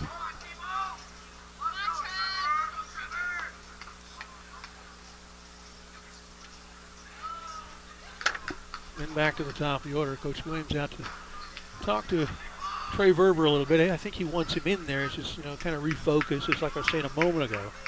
Has so many runs, you worry about these getting complacent with a large lead. It took so long to get those runs that worry about sitting in the dugout for so long as a pitcher in cold weather like this. Conversation's over. And here's Trevor Bradley pinch hitting for Carter Heinrich in the 9-hole. Heinrich the catcher. They'll have to piecemeal a lineup if they score 8, score 7, it doesn't matter. Score 9, it doesn't matter. If they score 8, they're going to have to figure out how to replace a lot of people probably in the field. This one misses. 1-0. Hopefully they don't have that problem because they don't score that many runs. There's a good pitch by Trevor. Of course, good pitch a moment ago. I didn't get credit for that. 1-1. Well, thank the folks in Raleigh for sending our first message tonight. The rest of you need to get busy. Brad R. Cone, C-O-N-E, at gmail.com. I want to be hearing from you over the course of the next several games and into the playoffs. That one misses. And by the way, I've got to miss the Georgetown game at home next Friday. You're going to have somebody spelling me on the broadcast for that one. On the ground, past shortstop into left center field. That rolls almost to the wall, cut off by Sue. Runners end up at second and third, and there's still no outs, and I'd still say you go with Verver.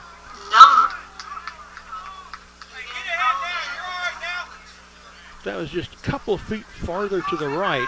Ryder gets that and gets a force out at second. Instead, it's a double.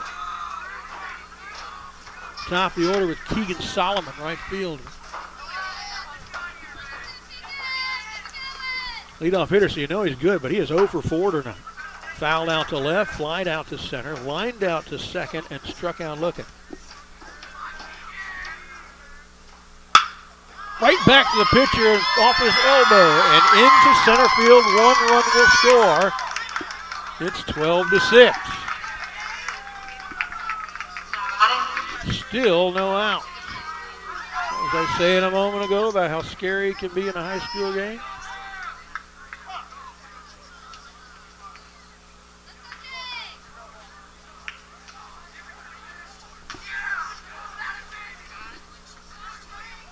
So runners at the corners. Trevor Bradley at third. Keegan Solomon at first. No outs. Jake Alepa center field to the plate. Fouled back the screen, 0-1 to Alepa. He was on as a hit batsman and scored in the first. Grounded out to Ryder at short. Grounded out to Gunner at second. And reached on an error at second.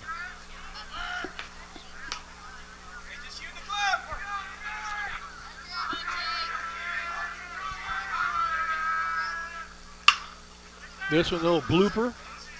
Gunner underneath it. Makes the catch. 1 down, thank goodness. Runners still at the corners. 1 down for Oscar Salazar.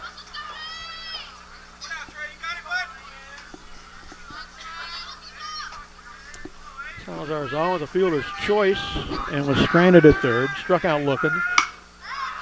Singled and was stranded at second. And lined out to Hewitt. That was that double play he made. This is a foul ball for 0-1. We need 2 outs. They need 7 runs. Foul back to the screen. 0-2. We need 4 strikes.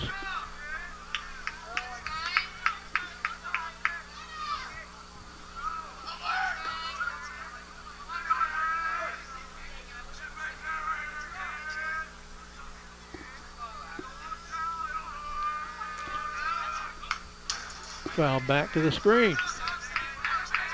Still 0-2. You know the drill for the post-game show. We're going to go away and you're going to hear about all our sponsors for a few minutes. Come back, I'll have the offensive stats, which are many and varied, of Coach Williams and a player or maybe 2 of his choosing.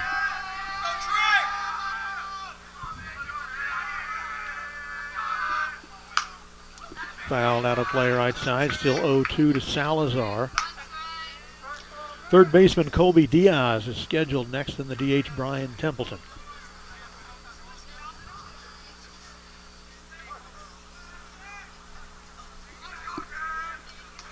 First 5 Cedar Park hitters in the order batted 5 times each in this game. High. 1-2. The first called ball in 5 pitches to Salazar by Trey Verver.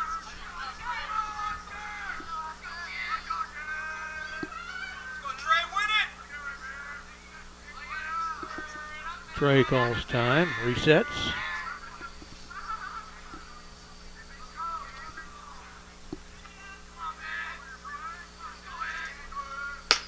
There's a good pitch.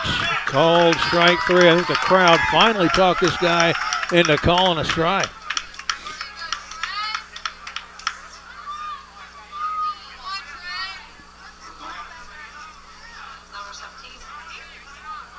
All right, 2 down. Finally. Feel a little better now. Kobe Diaz, third baseman. Flying out to center, walked and was cleaned off a second on a force play. Struck out swinging, infield single to the left side and was stranded at third. Strike 1. Trey just fastball after fastball down the meat of the plate until we get that final out.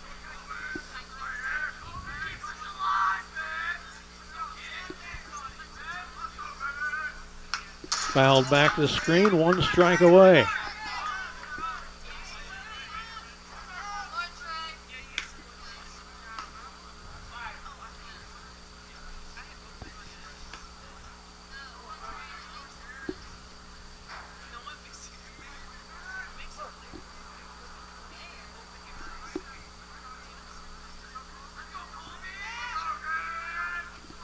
Here comes the 0-2 from Trey Verber to win the game. That foul back to the screen. Still 0-2. We'll do that all over again.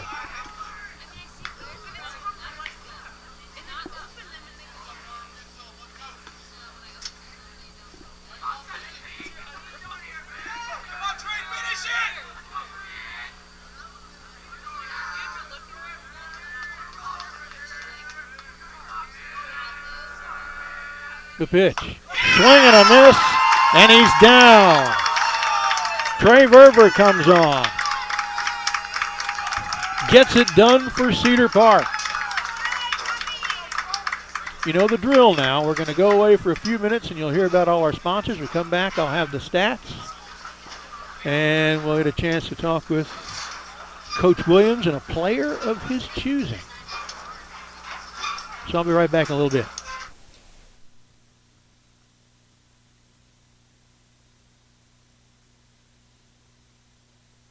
Thundercloud Subs is a neighborhood sub shop with a rich tradition of good-natured people serving fresh, fast, and healthy food in a quirky and fun atmosphere. Founded in Austin in 1975, Thundercloud has the simple philosophy of selling a great sub at a reasonable price with superb ingredients. Scratch-baked bread, meats, cheeses, and produce sliced fresh every day. All these ingredients come together to create the one and only Thundercloud Sub at 4 Points and at 700 East Whitestone in Cedar Park.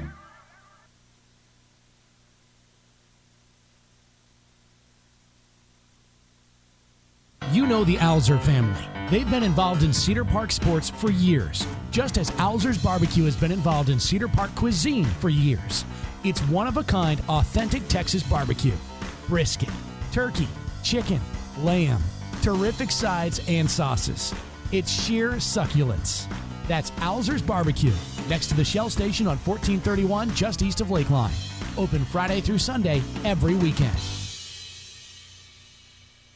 With ASI Protection Services, it's always safe. It's that simple. ASI Services provides commercial and residential alarm monitoring services. ASI does the install and monitoring for way less than the large security chains. They've been in business for 21 years. ASI also offers home automation services, repair services for access control, alarms and CCTV, plus security camera installation and repair. That's ASI Protection Services. Call 512-467-2615.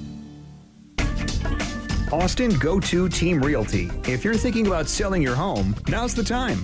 Contact Greg Oleski for a free market analysis of your home's value and take advantage of this seller's market. Whether you're buying or selling, Greg's your go-to agent for all your real estate needs. Contact him at 512-779-3767 or Greg O at AustinRealEstateExperts.com. That's Austin Go-To Team Realty.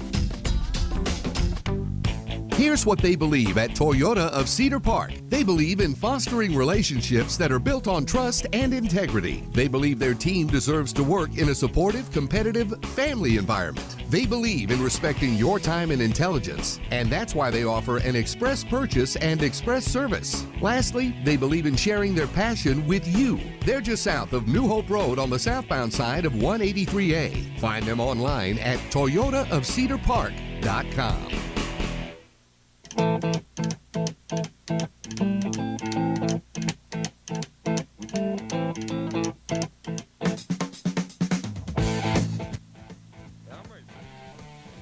All right, Brad Cohn back on the post-game show with you. We're going to have a couple guys join. Hey, guys, come right over here and see if you can kind of unwind that thing. I should have done that for you a moment ago. And you'll use that mic there. I guess Coach is coming too. All right. Making it okay? I knew you'd be here. I wasn't sure who else was coming with him. All right, let's first talk with our first guest, Cannon. Tonight it's Cannon the Bat McDonald. Yes, sir. It has been Cannon the Arm McDonald on several occasions. Go ahead, hold that thing up. You know how it was on Timberwolf Yes, Night sir. in America, just a little bit away from your chin there. Cannon, let's see, what did I have you here? I had you as 4 for 5 with 2 triples, 2 singles, 4 RBIs, and 3 runs. That's a good week. Yes, sir. Thank you.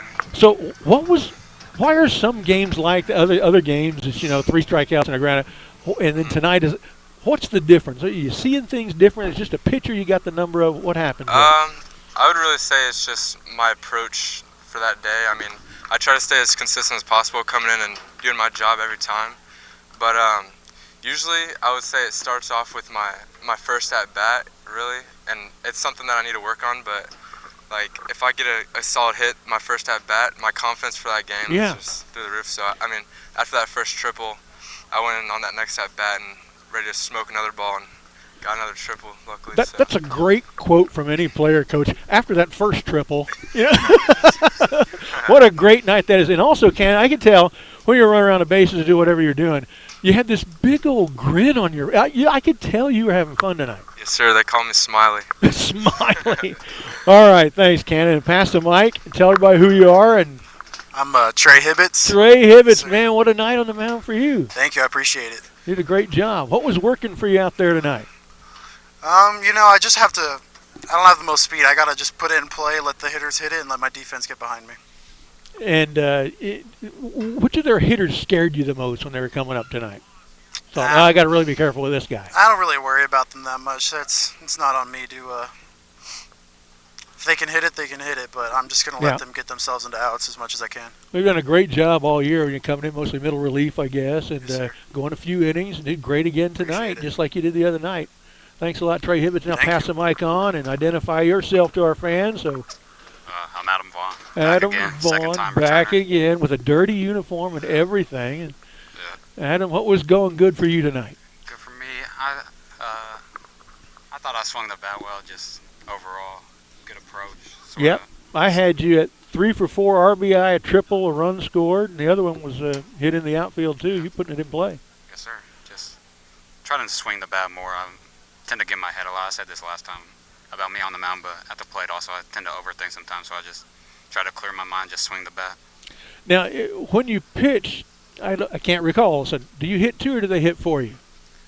Last game they hit for me, but I told Coach, I was like, Coach, you already know I can hit, so he put me in this that was game. where I was going, was in this game you didn't have to. So is it somehow easier at the plate psychologically to, I'm not pitching tonight, I didn't think about that, I can think just about hitting? Yeah, I think it is. I actually prefer to, not hit when I'm pitching so I can just focus on pitching and then come over here and hit today and just focus on hitting.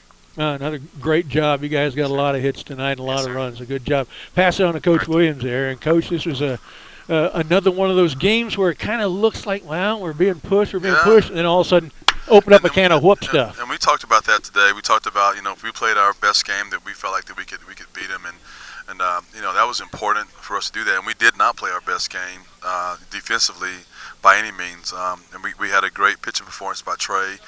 These guys that are here, Cannon and Adam, really swung the bats well. But we had a lot of guys our team swing the bats well. And it's just, one of those things where we kept putting pressure on them as far as the bases and running. And I scouted them before and had an opportunity to come watch them, and I knew that us moving and putting guys in play was probably going to give them some fits. It was not a pretty game by either team. Make no mistakes about it. I mean, both teams made a lot of mistakes early in the ball game. Throwing the ball around, just doing some very uncharacteristic things for teams like us and Rouse. And Chad and I both know it, and Chad does a phenomenal job with his team over here. And we both were like, man, this is a very ugly ball game. But Brad, we didn't come to lose a pretty ball game. We came to win a ball game, and we can always fix the things that we need to fix later on, which we will. But I tell our guys, if you go 0 for 4 when we win, you better have a smile on your face and be happy about it, because we came to win and not for you to go 4 for 4 and us to lose. So very proud with the way our guys played and how they responded and just how they picked each other up. The dugout was really good, and just for the I think our guys here, especially these 3 guys here and a lot of guys inside of that dugout over there, feeling very, very confident, which is what we want. We wanted a game like this tonight. We were really talked about this game before we left, and it's something that we had, said, man, we're gonna take it like a 1-game playoff situation where we got to win to go play tomorrow, and that's exactly what our guys did tonight. They did, and speaking of wins and winning, a couple of milestones tonight. One, 20th win earlier than ever before. I have April. Are we at 20? Yeah, you had 20. 20? Oh, wow. April 21st, twice. 2017-18 was the earliest it ever gotten to 20. Wow. It's April 1st, and it's no April Fools, so we got 20 wins. That's exactly right, man. And the other thing is, extended a school record winning streak now to 12, so 2 milestones. Hopefully we can extend that to 40. Brad. Yeah, let's do that. But the biggest thing for our guys is just, as long as they're having fun, and that's the most important thing for me, is that they have fun and they play for each other, in which our guys have really shown that.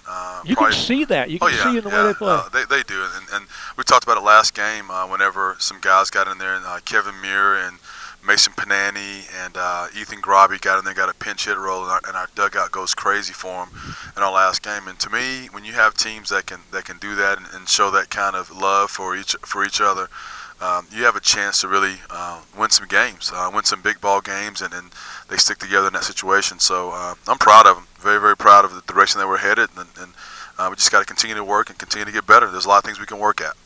Well, we got some off time, right? We do. 8 days till our next game at home against Georgetown. And it may be good for us just to concentrate on some things, on some first and third defenses, some button coverages, just to get back to some basic things. I think yesterday we spent the whole time at practice hitting, and it pretty much showed today. I mean, we spent almost 2 hours. We did no throwing, no defense, and I guess it pretty much showed today also. So now you look at that, but it's just one of those things where I feel like that our guys have got to, the guys put the time in, they put the effort in, and as a coach, I can't be more proud of that, and just how and just the support from my parents and just all of our fans. It means a lot to our kids, and I just a special group of guys for me, and very, very special group for Cedar Park as well. All right, thanks, Coach Williams, and guys, for joining us on the post-game show. It was another great win, and appreciate it, Brad. Thank you.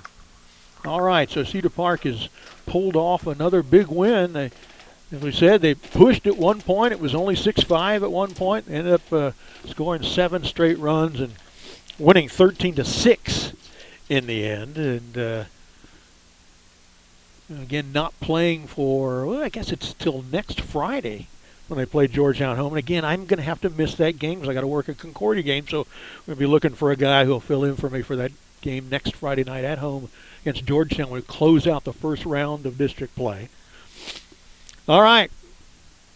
Academy Sports and Outdoors is a major sponsor of the entire Vype Live network. For all the ways you love to play, Academy makes it easier than ever to gear up and have fun out there. Get free shipping on your favorite brands at academy.com, or get free curbside or in-store pickup at your nearest Academy store. Gear up this spring at Academy Sports and Outdoors. Timberwolves take Game 6 of the district campaign on the road tonight over the Rouse Raiders.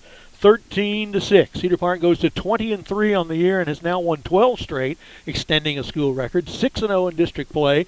Rouse goes to 15-6 and 3-3. Cedar Park now leads this series all time, 10-7, but this is their first win in the series in 3 years.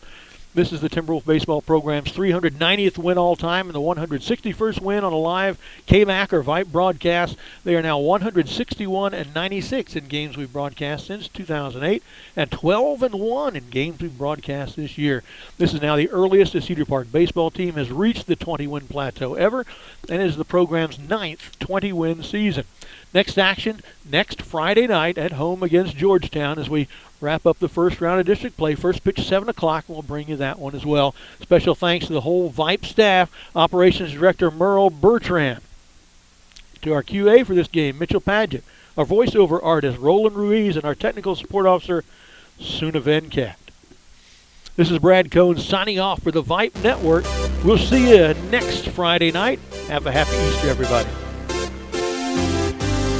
It's time for Cedar Park Timberwolves baseball.